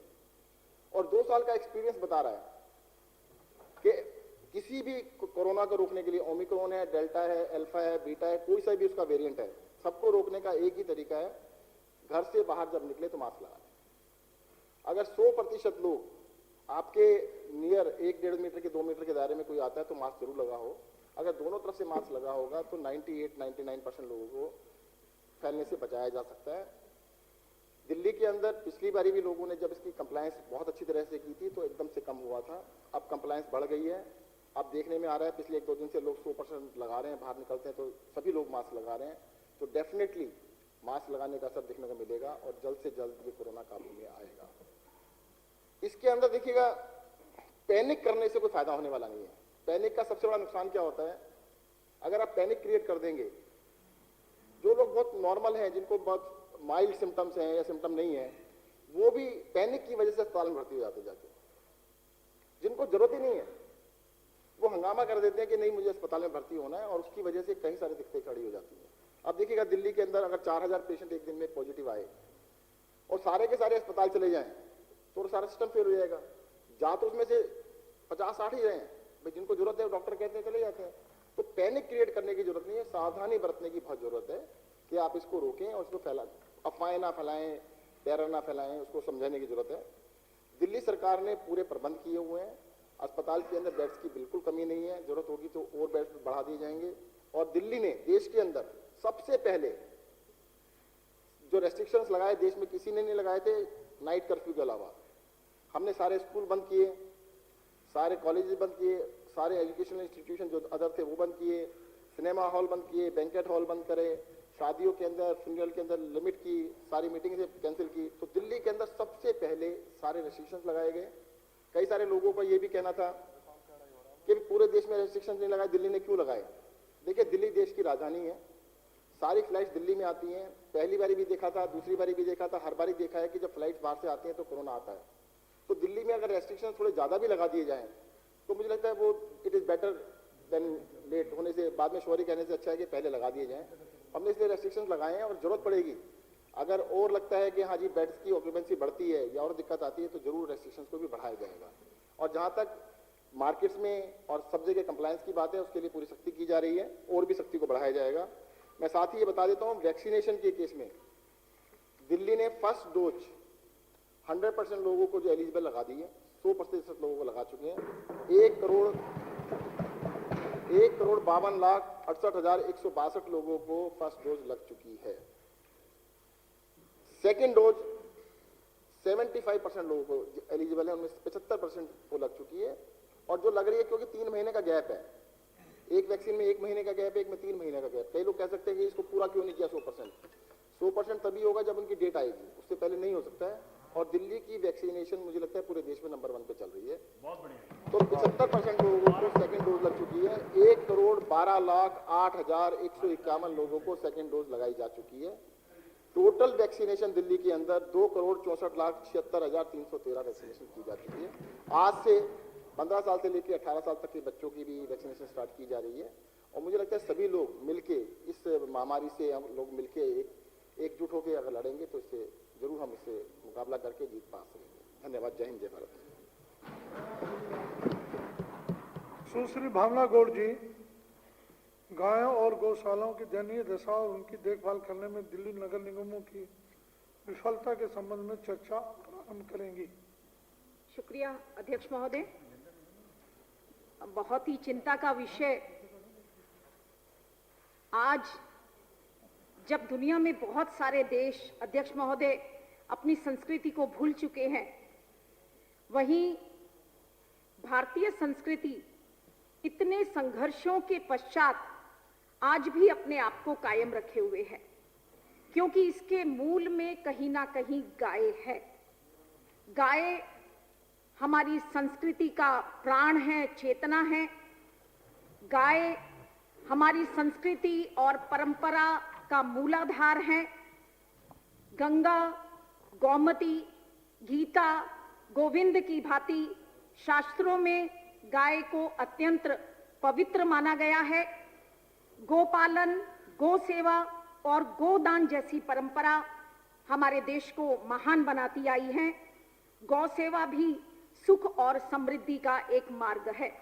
अध्यक्ष महोदय, भारतवर्ष में भगवान श्री कृष्ण भी गौ प्रेम की वजह से जाने जाते हैं। उन्हें हम दूसरी भाषा में गोपाल भी कहते हैं। भारतीय संस्कृति के अनुसार धर्म, अर्थ, काम, मोक्ष अर्थात सभी तरह के पुरुषार्थ का साधन भी गोमाता रही है। कहने का अर्थ है अध्यक्ष महोदय कि भारत की संस्कृति मूल रूप से गौ संस्कृति कही जाती है। अध्यक्ष महोदय, ऐसा कहा जाता है कि गायों की उत्पत्ति समुद्र मंथन के द्वारा की हुई, उन्हें स्वर्ग में स्थान मिला। हमारे पुराणों में भी गायों का वर्णन मिलता है।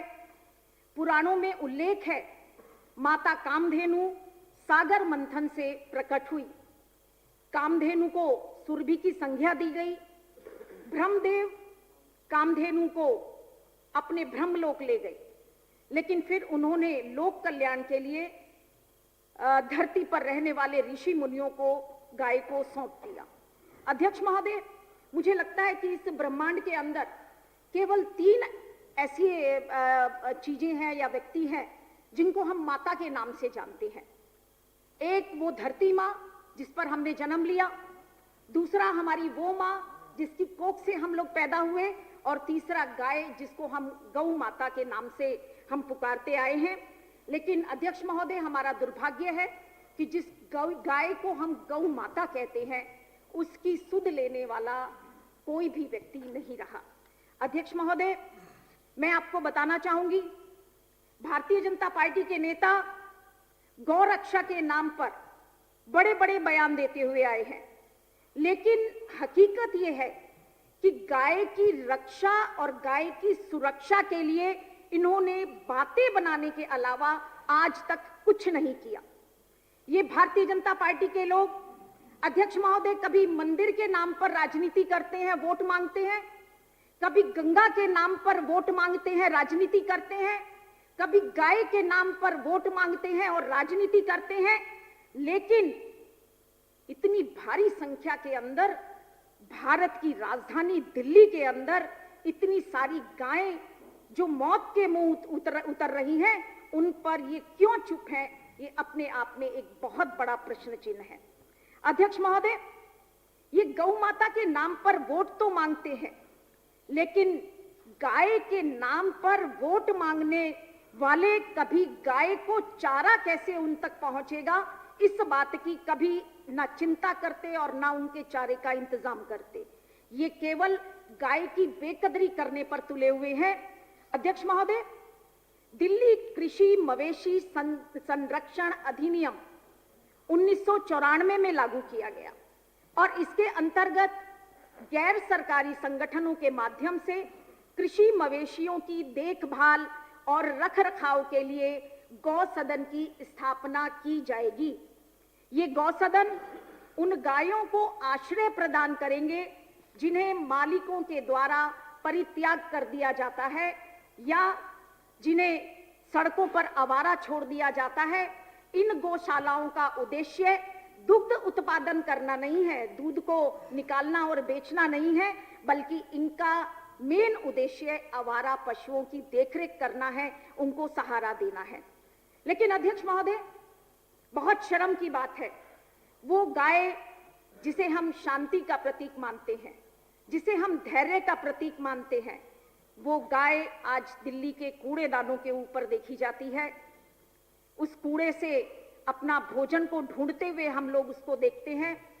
मैं अध्यक्ष महोदय आपको बताना चाहूंगी कि बहुत सारी गायें दिल्ली के कूड़ेदानों से पॉलिथीन तक खाने पर मजबूर हैं। दिल्ली की नहीं अपितु पूरे भारतवर्ष में 80% गायों के पेट में पॉलिथीन मिलेगा। और मैं आपको एक उदाहरण देके बताऊंगी अध्यक्ष महोदय, एक गाय जिसका 400 किलोग्राम वजन 5.5 घंटे तक उसका ऑपरेशन किया गया और 52 किलो पॉलिथीन उसके पेट से निकाला गया, 300 सिक्के, छोटी कील और कांच के टुकड़े उसके पेट से निकाले गए। तो ये सदन समझ सकता है कि वो गाय जिसको हम माता का दर्जा देते हैं, उस गाय के पेट भरने के लिए जो चारा दिल्ली नगर निगम को उन गौशालाओं तक पहुंचाना चाहिए, उनकी व्यवस्था करनी चाहिए, आज हमारी गायें सड़कों पर घूम रही हैं, आवारा हैं और उनके पास खाने के लिए भोजन की पर्याप्त व्यवस्था नहीं है। अध्यक्ष महोदय, किसी ने कहा है कि गाय को अगर जहर भी खाने के लिए दे दो तो वो जहर उसके दूध तक नहीं पहुंचता।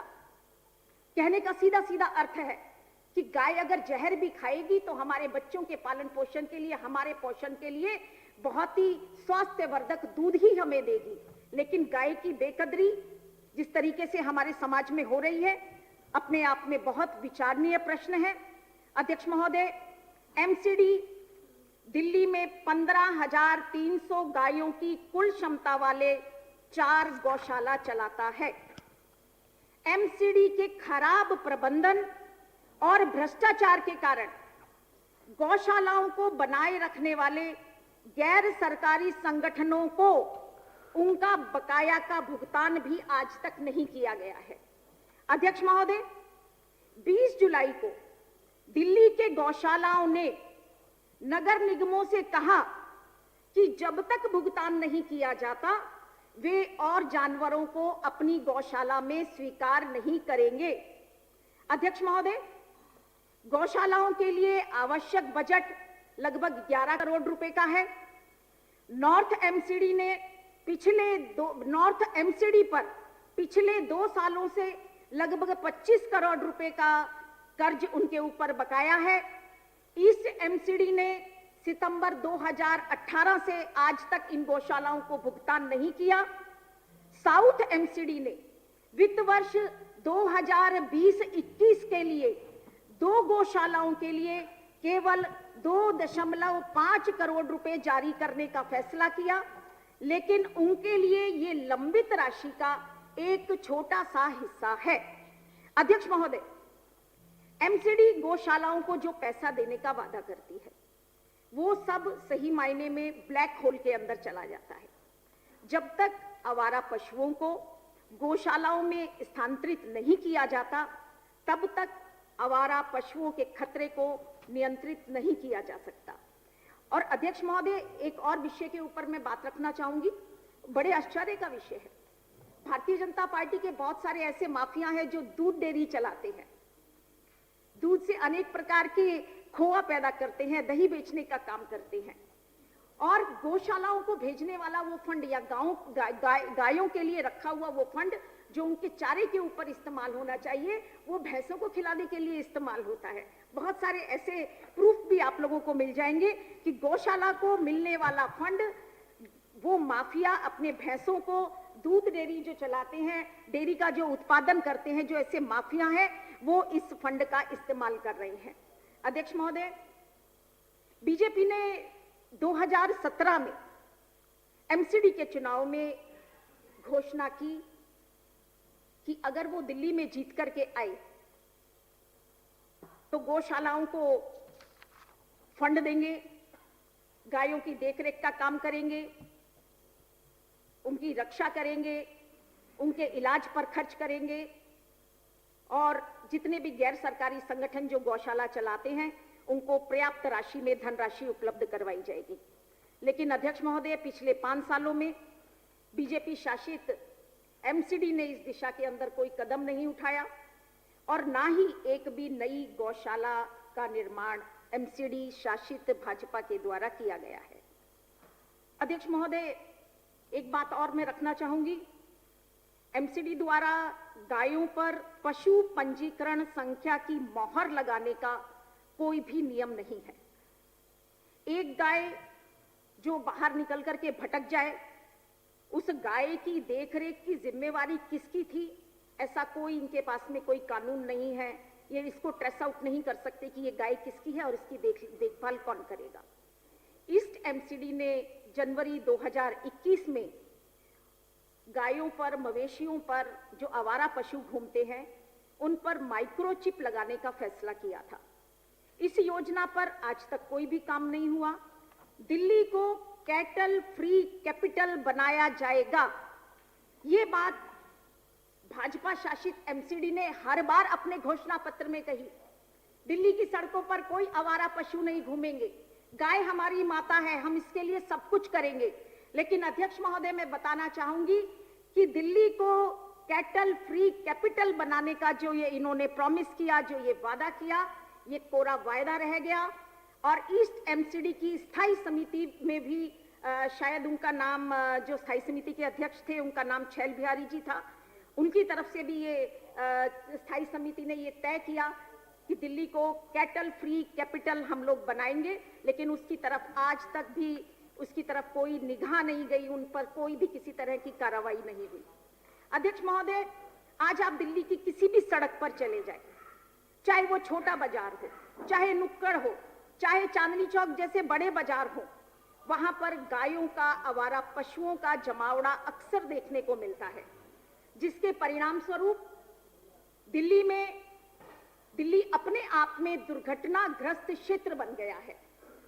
वजीरपुर इलाका है दिल्ली का, सड़क पर आवारा पशु घूमते हैं, लोग गाय का दूध निकालते हैं और उसके बाद में गाय को खुले में छोड़ देते हैं। 15 साल का एक बालक जिसका नाम रुधिर था, अपने घर से पार्क में खेलने के लिए गया। पार्क में आवारा पशु बैठे हुए थे, गाय बैठी हुई थी। उन्होंने बालक को अपने सींग से उठा करके पटक दिया। एक ऑटो वाले ने उस बच्चे को देखा, मानवता के नाते वो ऑटो वाला उस बच्चे को लेकर के एक अस्पताल में गया जहां उसे मृत घोषित कर दिया गया।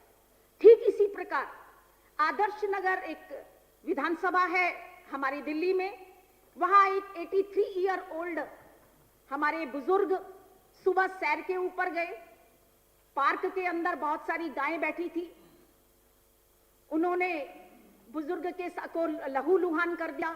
थोड़ी देर में उनके बुजुर्ग साथी उनको अस्पताल लेकर के गए जहां पर उन्हें मृत घोषित कर दिया गया। अध्यक्ष महोदय, एमसीडी का ये भ्रष्टाचार, ये उनका नकारापन, ये इस बात से ज्यादा जाहिर होगा कि दिल्ली के रेवला खानपुर में एक मानव सदन करके गौशाला बनी हुई है। वहां महज 1 महीने 9 दिन के अंदर 480 गायों की मौत हो गई। जब वहां जाकर के देखा तो पता चला जिस भूमि पर, जिस प्लॉट के अंदर वो गाय रह रही थी, वो अपने आप में एक दलदल वाला एरिया था। और पत्रकारों ने भी अपने न्यूज पेपर के जरिए बताया कि दलदल से घिरी होने के कारण वहां लगभग जुलाई में 300 गायों की मौत हुई है और अगस्त में 180 गायों की मौत हुई है। आश्चर्य की बात यह है अध्यक्ष महोदय, जिस देश में गाय के साथ हम दुर्व्यवहार करते हैं तो उसे अशुभ माना जाता है, उसी देश के अंदर हमारी गायों की जो दयनीय स्थिति है, वो शायद जो मैंने सब बातें सदन के सामने रखी हैं उससे जरूर सामने आई होंगी। अध्यक्ष महोदय, मेरे पास में ये एक पेपर की कटिंग है। कंक्लूड करिए प्लीज। सर, मैं ये पढ़ करके जरूर सुनाना चाहूंगी। दिल्ली एनसीआर की सबसे बड़ी गौशाला में गोवंशों के भूखे मरने की नौबत आ गई है। इस गौशाला में बने अस्पताल की व्यवस्था भी चरमरा गई है और इसके पीछे की वजह है दिल्ली नगर निगम की तरफ से फंड का ना मिलना। कंझावला की इस श्री कृष्ण गौशाला में 9000 गोवंशों को सहारा दिया जाता है। 2006 में निगम को इस गौशाला में 20 रुपए प्रति गाय के हिसाब से भुगतान करने का आदेश दिल्ली हाई कोर्ट ने दिया था, लेकिन इन गायों की बदकिस्मती है कि निगम ने जून 2017 से इसको मिलने वाली 20 रुपए की धनराशि का भुगतान नहीं किया, जो अब बढ़कर 18 करोड़ रुपए हो गई है। अध्यक्ष महोदय, यही वजह है कि यहाँ चल रहा अस्पताल भी बंद होने की कगार पे है। गोवंश के इस अस्पताल में रोजाना 8 से 10 गायों का इलाज होता था, जिसके लिए आईसीयू से लेकर के लैब की व्यवस्था थी, लेकिन इस अस्पताल के इंचार्ज अरुण गौतम जी के मुताबिक अनुदान राशि ना मिलने के कारण यहाँ की मेडिकल व्यवस्था चरमरा गई है और अगर यहाँ किसी पशु की मौत होती है तो प्रशासन उसका जिम्मेवार होगा। इन गोवंशियों के आधार पर रोजाना 106 रुपए करीब एक गाय का खर्चा आता है। ट्रस्ट के मैनेजर वीरेंद्र ध्यानी जी बताते हैं कि पहले 1 साल का भोजन इनके पास गाय का स्टॉक में रहता था, लेकिन आज स्थिति यह है केवल 5 और 6 दिन का पर्याप्त गायों का भोजन इनके स्टॉक में है। अध्यक्ष महोदय, गौशाला प्रबंधन कमेटी को पंजाब की चीमा मंडी से चारा खरीदना पड़ रहा है। वो चारा जो 3.5 रुपए किलो के हिसाब से आता था, आज यही गौशाला प्रबंधन कमेटी लगभग 6.5 रुपए के हिसाब से इस चारे को खरीद रही है। मैं तो अध्यक्ष महोदय शायद वो जीव जो बोल नहीं पाता, 2 शब्दों में उसकी बात को जरूर सदन में रखूंगी। समाज, धर्म, व्यवस्था में जब से अनबन है, समाज, धर्म, व्यवस्था में जब से अनबन है, कहीं तनाव, कहीं क्रोध, कहीं क्रंदन है, दया की भीख ना दो मुझको, मेरा हक दे दो, यही लड़ाई है मेरा और यही मेरा निवेदन है।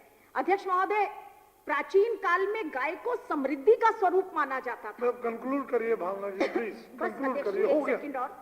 युद्ध के दौरान गायों को लूट लिया जाता था अब और हो गया, जिस राज्य में जितनी गाय होती थी उस राज्य को उतना धनी राज्य माना जाता था, लेकिन गाय की असमय मौत होना, इसे बहुत गंभीरता से ये सदन इस बात को ले, ताकि आस्था और अर्थव्यवस्था की प्रतीक गोवंश को हम सब लोग बचा सके।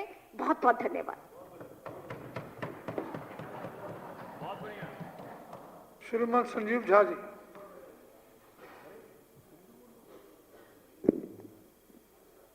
बहुत बहुत धन्यवाद अध्यक्ष महोदय कि आज मुझे इस चर्चा में शामिल होने का मौका मिला। हालांकि भावना दीदी ने बहुत विस्तार से सारी बातें रख दी हैं। वो हुआ हमारे साथ हुआ, अभी मैं चंडीगढ़ में प्रचार करने गया तो हमारे एक विधायक साथी उन्होंने 1 घंटा बोला, तो मैं दूसरा बोला कि जो उन्होंने कहा है मैं वही कहने आया था, वोट दे दीजिएगा।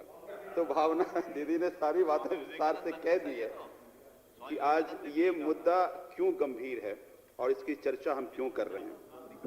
देखिए, भाजपा के लोगों को जनता के मुद्दों से तो मतलब नहीं है, हमेशा प्रतीकों के नाम पे चुनाव लड़ती रहती है, लेकिन जिन प्रतीक के नाम पे चुनाव लड़ते हो कम से कम उसकी रक्षा तो कर लो। क्या हालात है अभी दिल्ली में पशुओं का। मेरी अपनी विधानसभा में विधायक जी अध्यक्ष जी जब आप घुसेंगे तो हमारे अध्यक्ष जी विधायक जी भी हैं यार, इतना घबराते क्यों हैं। तो आप देखेंगे घुसते ही सड़कों पर ये आवारा पशु रहती हैं। बहुत सारे एक्सीडेंट हुए हैं, रोज एक्सीडेंट होते हैं। मैं लगातार चिट्ठी लिखता रहा कमिश्नर को, डीसी को कि आवारा पशुओं को यहां से हटाया जाए, गाय को यहां से हटाया जाए। आपको आश्चर्य लगेगा कि पूरे नॉर्थ डिस्ट्रिक्ट में केवल एक व्हीकल है गाड़ी आवारा पशुओं को हटाने को लेकर, और वो 6 महीने में एक बार आता है। और अगर उठा भी लिया तो फिर उनको पता है ये किसका गाय है, सेटिंग होती है, उठा लिया, आगे जाके छोड़ दिया, उनसे पैसे ले लिए। तो ये भ्रष्टाचार का बहुत बड़ा अड्डा बन के रह गया है। अपने मैनिफेस्टो में बीजेपी ने 2017 में क्या क्या कहा था, भावना दीदी ने बहुत विस्तार से बताया। 17 का चुनाव भी हमने देखा, जब मैं अपने कॉन्स्टिट्यूएंसी में देखा कि भाजपा की जब भी रैली निकलती थी तो नारा, कोई मुद्दे की बात नहीं होती, गली साफ करेंगे, सैनिटाइज कैसे करेंगे, वो चर्चा नहीं होती थी। नारा क्या लगता था, एक ही नारा, एक ही नाम, जय श्री राम, जय श्री राम। और जब जीत गए तो कहता भाई अपना हो गया काम, अब तुम भुगतो अंजाम। कोई मतलब नहीं है इनको। चुनाव में खूब नारा लगा कि गाय हमारी माता है, आप भ्रष्टाचार करने अब आता है। तो ऐसे ही प्रतीक के नाम पर ये लोग चुनाव लड़ते रहते हैं। अध्यक्ष महोदय, जैसा भावना दीदी ने बताया कि गाय माता हमारी केवल आस्था का विषय नहीं है, ये हमारी आध्यात्मिक और सांस्कृतिक पूंजी भी है। मैं तो पूरा का पूरा भाजपा का चिंतन पद्धति क्या है, मैं उसको सोच रहा था कि एक तरफ तो गाय के नाम पर ये लोग हत्या तक करा देते हैं, ध्रुवीकरण करते हैं, लेकिन वही गौ माता जब सड़कों पर करा रही हैं तो आखिर इनको पीड़ा क्यों नहीं होता, दर्द क्यों नहीं होता है। किस मुंह से आप कहते हैं कि गौ माता के सेवा करते हैं हम। ये आपके, इससे बड़ा पुण्य का काम तो और कुछ था ही नहीं कि आज वो तमाम गायें जो सड़कों पर हैं, आज सड़कों पर वो तरह तरह के, अभी बताएं कि कील हो, पॉलीथीन हो, वो तमाम तरह की चीजों खाकर मौत होती है उनकी। क्यों नहीं उनकी सेवा करते।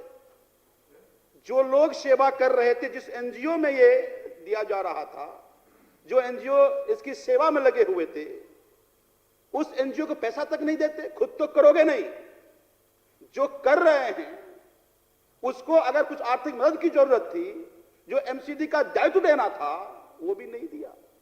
कहां ये पाप लेकर जाओगे तुम। एमसीडी में तो गोबर होना है आपको, तो मुझे पता है, लेकिन जैसा मैंने पहले बताया अध्यक्ष महोदय कि ये पूरी की पूरी बीजेपी की चिंतन पद्धति है, उसका दोहरापन और उसका खोखलापन दोनों दिखता है। इनके लिए गाय माता नहीं बल्कि एक पशु है जो चुनाव में भावनात्मक ध्रुवीकरण का काम आता है।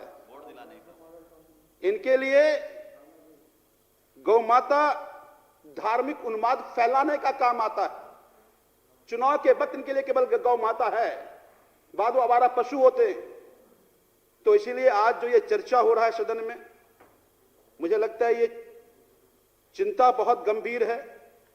वैसे तो जब कभी भी एमसीडी के में मुद्दों की बात देखेंगे तो जहां हाथ डालेंगे वही मुद्दा देखेंगे। हमारे दो सौरभ भाई हैं और अतिशी मैडम हैं, रोज पीसी करती हैं, और मुझे लगता है कि जितना पीसी करते हैं उतना और मुद्दा आता जा रहा है।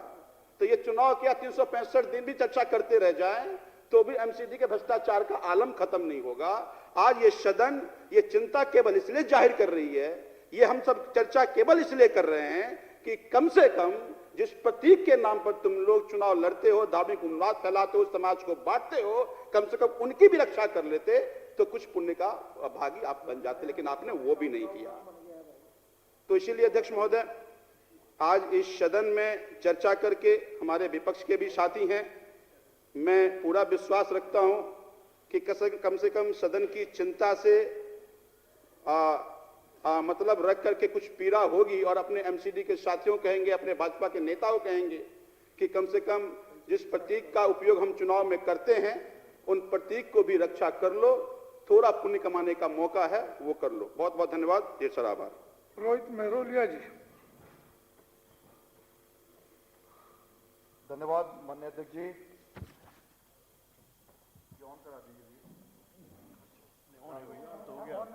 ऑन हो गया, ठीक है, रख लीजिए।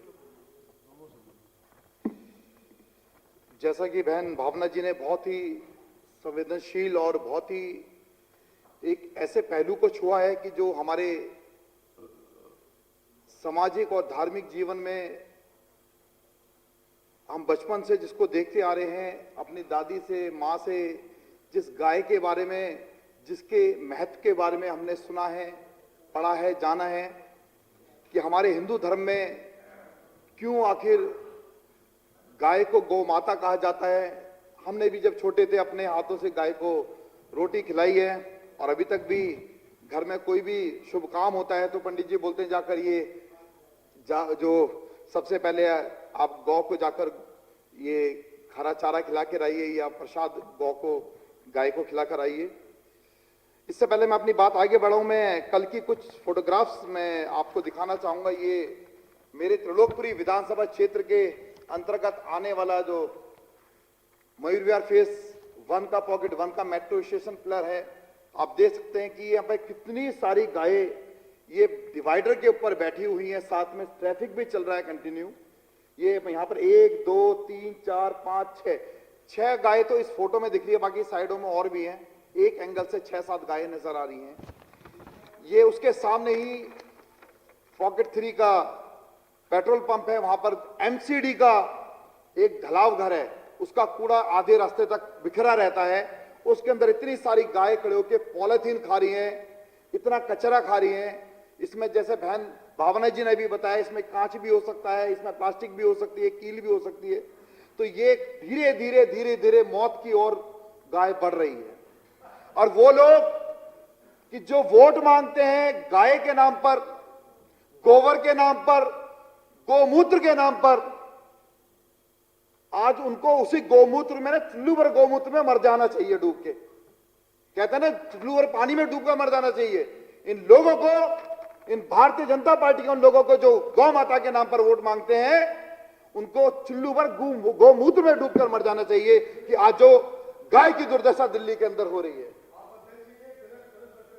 नहीं, गो पिया जा सकता है तो गोमूत्र गंगा जल के समान होता है, गंगा जल के समान होता है। गोमूत्र अच्छा है, सीधे सीधे स्वर्ग में पहुंचेंगे, गोमूत्र से मरेंगे सीधे स्वर्ग में पहुंचेंगे, हमारी मान्यता है। नहीं नहीं, सही कह रहा हूं मैं, सही कह रहा हूं मैं, सुन लीजिए। उसके बाद सुन लीजिए, पूरी बात रखा वाजपेयी जी, सुन लीजिए। पंडित जी बैठ जाइए, बैठ जाइए। यह हमारी भी धार्मिक आस्था का विषय है, केवल आप भी की नहीं, हमारी भी धार्मिक आस्था का विषय है, सुन लीजिए। तो वो आज बहुत ही दुखद पहलू है कि वो कामधेनु गायें कि जो सबकी मनोकामना पूर्ण करने वाली मां कामधेनु कही जाती थी, तो इन्होंने तो इस बात को सबसे ज्यादा अच्छे से समझा है कि चुनाव जीतना है, अपनी राजनीतिक महत्वाकांक्षाएं पूर्ति करनी है, तो उसके लिए गाय से, गौ माता से बढ़कर कुछ नहीं हो सकता। और पूरे देश में हमने जगह जगह लिंचिंग देखी है कि गाय के पीछे कैसे लोगों को मार दिया जाता है। और जितने खासतौर से भारतीय जनता पार्टी के सहयोगी जो संगठन है, क्योंकि जो गौ माता के और हिंदू धर्म के ठेकेदार अपने आप को कहते हैं, उन लोगों से भी कहना चाहूंगा कि आप ये जो ओछी राजनीति करते हैं कि केवल चुनावों के टाइम में आपको गाय याद आती है और बाद में गौ माता को आप भूल जाते हैं, ये बहुत ही गलत बात है। सारी बातें विस्तार से बहन भावना जी ने बताई कि जो मेरे पास में भी नोट्स में लिखे थे कि किस प्रकार से कि जो एनजीओ, जो स्वयंसेवी संस्थाएं कि जो गौ माता को जिनकी जिम्मेदारी जिन्होंने उठाई है कंधों पे, कि जिनको जो गाय की रक्षा करते हैं या उनको देखभाल करते हैं, उनको समय पे उनको पैसा नहीं मिलता है, फंड नहीं मिलता है। दिल्ली सरकार से बराबर पैसा ले लेते हैं, कभी सफाई कर्मचारियों के नाम पर, कभी गौ माता के नाम पर, लेकिन वो पैसा पहुंचता नहीं है उनके ग्रास तक। और मैं यही कहना चाहूंगा कि एमसीडी के अंदर बहुत बड़ा भ्रष्टाचार है, क्योंकि ईस्ट एमसीडी के अंदर मैं लीडर ऑफ अपोजिशन भी रहा हूं माननीय अध्यक्ष जी, वहां भी मैंने देखा है कि ये गाय की जो दशा होती है, जो स्टेज होती है, एक तो वो स्टेज की जिस समय गाय दूध देती है उस समय गाय बहुत अच्छी लगती है, दूध भी देती है, वोट भी देती है, दोनों चीजें। उसके बाद एक दशा उनकी गाय की आती है जब दूध देना बंद कर देती है, उस समय इनके लिए बेकार हो जाती है गाय, सड़कों पर घूमती है। फिर ये इंतजार करते हैं गाय को मरने का, क्योंकि गाय के मरने के बाद इनको फायदा होता है, क्योंकि ये जब गाय वहां पर पहुंचती है, इसके प्रोडक्ट बेचे जाते हैं। ये वही जो एमसीडी ने जो ठेका दे रखा है, जो बूचड़खाना जो गाजीपुर के अंदर स्थापित है, उसके अंदर बहुत इनकी बहुत पसंदीदा एक कंपनी को इन्होंने ठेका दे रखा है। इनकी सेटिंग बहुत तगड़ी, उसके जो अवशेष हैं उन सबको बेचा जाता है, मरने के बाद उसकी हड्डियां बेची जाती हैं, उसके तमाम तरह के जितने अंग हैं उनको बेचकर इनसे बड़ा मुनाफा कमाया जाता है। बहुत बड़ा भ्रष्टाचार है और इसकी बहुत बड़ी जांच होनी चाहिए, मैं कहना चाहूंगा। माननीय अध्यक्ष जी, मैं आपको एक और बहुत खुलासा भी करना हूं और एक बात को आपको बताता हूं, बहुत मार्मिक घटना मेरे साथ जो बीती हुई बताता हूं कि ये बातें मेरे को कैसे पता चली कि किस प्रकार से टेरर, किस प्रकार से आतंक लोगों के दिमाग में, जहन में व्याप्त है, न केवल आम जनता के बल्कि जो अधिकारियों में, एमसीडी के अधिकारियों के अंदर भी, कि गाय के अंदर कोई भी फैसला लेना है तो किस प्रकार डरे हुए हैं। मेरे निवास स्थान के सामने एक साईं मंदिर है, ब्लॉक नंबर 17 त्रिलोकपुरी में। वहां पर एक गाय जो पंडित जी ने पाली हुई थी, उसका कैसे करके उसमें वो घायल हो गए, उसके पैर में चोट काफी गंभीर थी, उसमें कीड़े पड़ गए और आखिर में उसने खड़ा होना बंद कर दिया, उसकी बिल्कुल स्थिति बहुत गंभीर हो गई। मेरे पास पंडित जी आते हैं कि विधायक जी इस गाय का इलाज कराना है, कैसे भी इसको जो गाजीपुर के अंदर जो वहां पर हॉस्पिटल है वहां तक पहुंचवाएं, तो आपकी बड़ी कृपा होगी। मैंने कि पंडित जी आप चिंता न कीजिए, मैं बात करता हूं। मैंने जब पूर्वी दिल्ली नगर निगम के स्वास्थ्य विभाग के अधिकारियों से बात करी और इससे संबंधित विभाग के वरिष्ठ अधिकारियों से बात करी, मैंने कहा जी कोई गाड़ी भेज दीजिए ताकि हम इस गाय को उस गाड़ी में रखकर वहां तक पहुंचा दें, अस्पताल तक। तो उन्होंने माननीय अध्यक्ष जी क्या जवाब दिया कि माननीय विधायक जी मैं क्षमा प्रार्थी हूं, जब गाय मर जाएगी तब उठाने आ जाएंगे, इस हालत में नहीं लेके जा सकते। वजह क्या थी कि जो हमारे कर्मचारी हैं वो हाथ खड़े कर लेते हैं कि जिंदा गाय को लेकर ही जाएंगे गाड़ी में, नहीं तो हमें लोग रास्ते में मार देंगे। ये उनकी अपनी विडंबना है कि कर्मचारी एक घायल गाय को गाड़ी में डालकर नहीं लेके जाना चाहता है, क्योंकि उसको पता है कि बहुत सारे ऐसे संगठन हैं, बहुत सारे ऐसे भक्त लोग हैं कि जो उनकी जान के लिए खतरा बन सकते हैं अगर किसी गाय को, जिंदा गाय को लेके जा रहे हैं। तो वो इंतजार करते हैं उसके मरने का, ताकि मरने के बाद उससे मुनाफा कमाया जा सके। तो तमाम बातें आज बहुत जरूरी मुद्दे थे जिनके ऊपर प्रकाश डालना जरूरी था, और ये बहुत अच्छी बात है कि सदन में ये चर्चा होनी जरूरी थी कि वो जो लोग हैं कि वो बेनकाब होने चाहिए कि जो गाय के ऊपर ऊंची राजनीति करते हैं और लोगों को भ्रमित करते हैं, कभी गाय के नाम पर, कभी गोबर के नाम पर, कभी गौमूत्र के नाम पर। तो आगे मैं यही कहूंगा कि इसकी आगे बहुत बड़े स्तर पर जांच होनी चाहिए। और ये तो 2022 के अंदर एमसीडी के अंदर आम आदमी पार्टी की सरकार बनेगी तो हम इसकी निष्पक्ष जांच जरूर कराएंगे कि इसमें कितना बड़े स्तर का भ्रष्टाचार व्याप्त है। और इन भाजपाइयों ने पिछले 20 साल के अंदर गाय को जो इस दशा तक पहुंचाया, उसके पूरे विस्तृत रूप से, उसकी विस्तार से उसकी जांच भी होनी चाहिए और उनको उनके अंजाम तक जनता भी पहुंचाएगी और हम भी पहुंचाएंगे। बहुत बहुत धन्यवाद, आपने मुझे बोलने का समय दिया। बहुत बहुत वंदना जी। अध्यक्ष जी, मैं आपका बहुत बहुत धन्यवाद करती हूँ जो आपने बोलने का मौका दिया। अध्यक्ष जी, हमारे क्षेत्र में, हमारे शालीमार बाग में इस तरह से गायों का आतंक है, मुझे नहीं लगता जो मेरे एरिया में आवारा गाय है। लेकिन गाय सारे पालतू है, और पालतू गाय को कुछ माफिया, मैं माफिया ही इनको कहूंगी, जिनको एमसीडी ने प्रोटेक्ट किया हुआ है, उनको प्रोटेक्शन देने का काम एमसीडी करती है, और वो गाय को सुबह दूध निकालते हैं और गाय को छोड़ देते हैं, और फिर शाम में गाय तो सच में अभी सभी लोग कह रहे थे जो बहुत सीधी होती हैं, वो सीधे फिर शाम को उनके घर चली जाती हैं और फिर वो दूध निकालते हैं, फिर उस गाय को छोड़ देते हैं। और ये पता कैसे चलता है, जब भी हम कंप्लेन करते हैं तो बहुत सारे रिक्वेस्ट के बाद जब गाय उठाने गाड़ी आती है तो चारों तरफ से लठ लेके मोटरसाइकिल पे माफिया जितने हैं गाय के मालिक वो आ जाते हैं, और उनको पहले इंफॉर्मेशन, जबकि रिंग रोड पे अभी गाड़ी निकलती नहीं है, मेरी कंप्लेन होती नहीं है, तब तक उनको पता चल जाता है और वो लठ लेके आ जाते हैं गाय को रोकने। और हर गलियों में, हर मतलब कोई भी ऐसा ब्लॉक नहीं है, कोई भी ऐसी कॉलोनी नहीं है। मैंने डीसी साहब से, एसडीएम साहब से, सभी से हम मिल चुके हैं लगातार इस मुद्दे पे, लेकिन आज तक इस पे कोई ठोस कार्रवाई नहीं हो पा रही है। जो गौ की रक्षा, गौ माता की रक्षा हम सब कर पाए, हमारा पूरा सिस्टम कर पाए और उनको सही जगह पे पहुंचा पाए।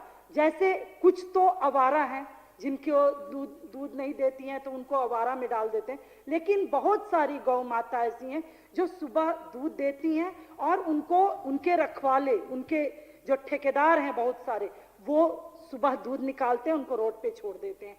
तो ऐसे गाय को उठाने में एमसीडी अपने आप को सक्षम नहीं रहती है, असक्षम रहती है, जो नहीं उठा पाती है उनको, और साथ में उसको प्रोटेक्ट करती है। और उसकी वजह से जैसे छोटी सी गलियां हैं, कहीं उनको खाना दिख गया, जो हमारी बुजुर्ग, चाहे हमारी बहनें, हमारी माताएं शाम को सब्जी लेके आती हैं, उनकी सब्जी हाथ से छीन के गाय भागती है, और ऐसे में कितने एक्सीडेंट हो गए। चौक पे, जितने चौक पे है, चौक पे गाय चारों तरफ से खड़ी रहती है, कोई मोटरसाइकिल लेके आया, उनकी एक्सीडेंट होती है। तो अध्यक्ष जी, मैं आपसे यही निवेदन करना चाहूंगी, जो ये सिर्फ चर्चा भर ना रहे, इस पे कुछ ठोस कार्रवाई हो और आपकी तरफ से संबंधित विभाग को एक ठोस जवाब देने के लिए और ठोस कार्रवाई करे। इस संदर्भ में मैं आपसे निवेदन करना चाहती हूं, क्योंकि हम सब आज तक पहली रोटी गाय को देते हैं, पहले खाना गाय को निकालते हैं, कोई भी शुभ कार्य करते हैं तो हम गाय को पहले देते हैं। और जो 15 साल से भाजपा की एमसीडी बैठी हुई है और सिर्फ गाय के नाम पर उनकी ठेकेदारी चलती है, गाय के नाम पे उनकी राजनीति चलती है, उनसे गाय की सचमुच गौ माता की रक्षा करे, इस बात पे हम सबको विचार विमर्श करना चाहिए। और मुझे लगता है जो आज सदन ने एक बहुत ही महत्वपूर्ण मुद्दे को उठाया है, और इससे हमारी गौ माता की रक्षा होगी, और हम सब मिलके गौ माता को रक्षा करने में ये सदन मजबूती से कार्रवाई करे। जय हिंद, जय भारत। ऋतुराज।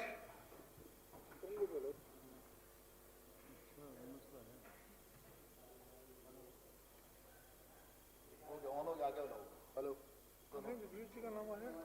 धन्यवाद अध्यक्ष महोदय, आपने बहुत ही महत्वपूर्ण विषय पे मुझे बोलने का मौका दिया। बहन भावना जी ने वैसे तो बहुत अच्छे से पूरे सदन को इन्फॉर्मेशन देने का काम किया है, एक एक चीज़ के बारे में बहुत अच्छे से बताया है। मैं उसी बात को आगे बढ़ाते हुए, गाय हम सब के संस्कृति और हम सब के जीवन का एक बहुत बड़ा हिस्सा है। 100 करोड़ हिंदू, हम सब 100 करोड़ हिंदुओं के आस्था का प्रतीक है गाय।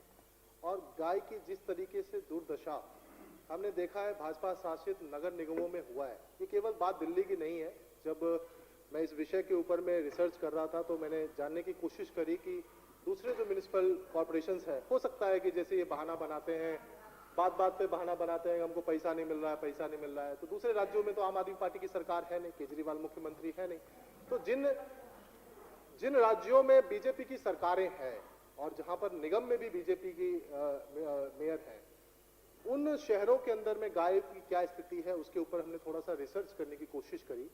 और इससे मैं इस सदन को बताना चाहता हूं कि चाहे वो फरीदाबाद हो, चाहे वो गुड़गांव हो, अभी इनफैक्ट हम लोग चुनाव प्रचार में चंडीगढ़ गए थे जहां पर बीजेपी की सरकार थी, इनफैक्ट मेयर थे वहां पे, और जहां पे ये तमाम म्युनिसिपल कॉर्पोरेशंस के अंदर में आज भी देश के अंदर में जो तमाम शहर हैं वहां के म्युनिसिपल कॉर्पोरेशन के अंदर में बीजेपी की अधिकतर सरकारें हैं।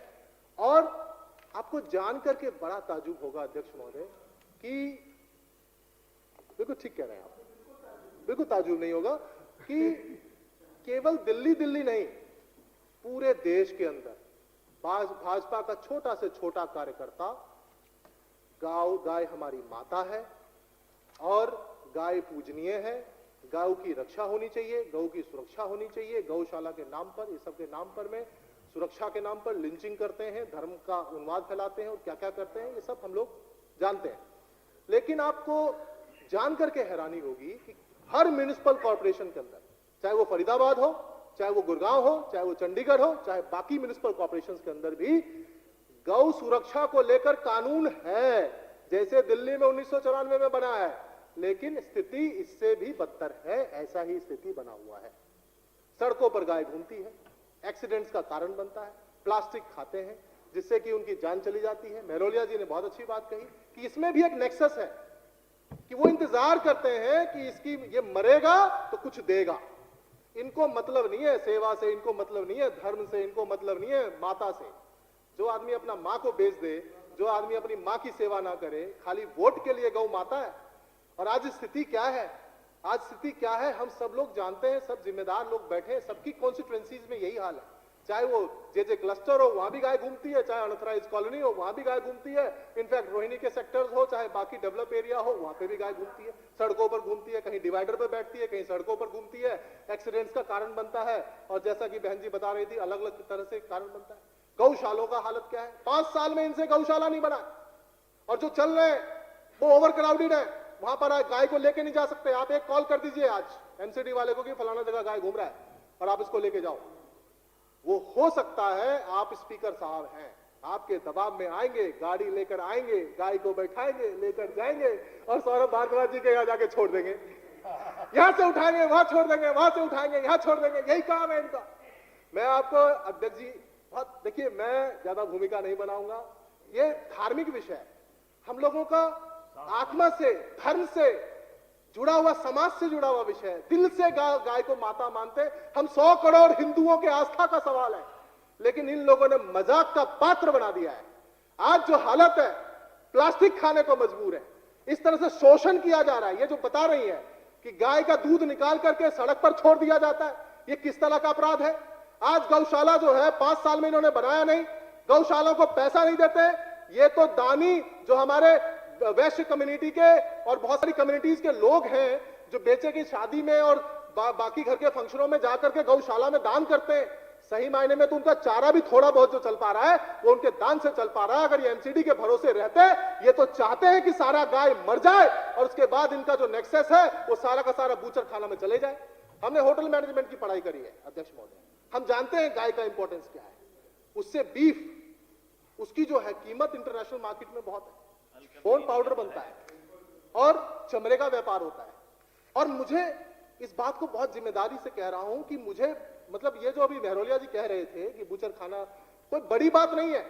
ये लोग दिल से चाहते हैं कि ये सब जो गाय है यहां पर में प्लास्टिक खाए मर जाए, ताकि इनका जो अवैध धंधा है, ये जो नेक्सस है, इसी तरीके से चलता रहे और ये लोग गाय के नाम पर वोट मांगते रहे, लोगों के आस्था के साथ खेलते रहे, लेकिन उसके लिए करेंगे धरेंगे कुछ नहीं।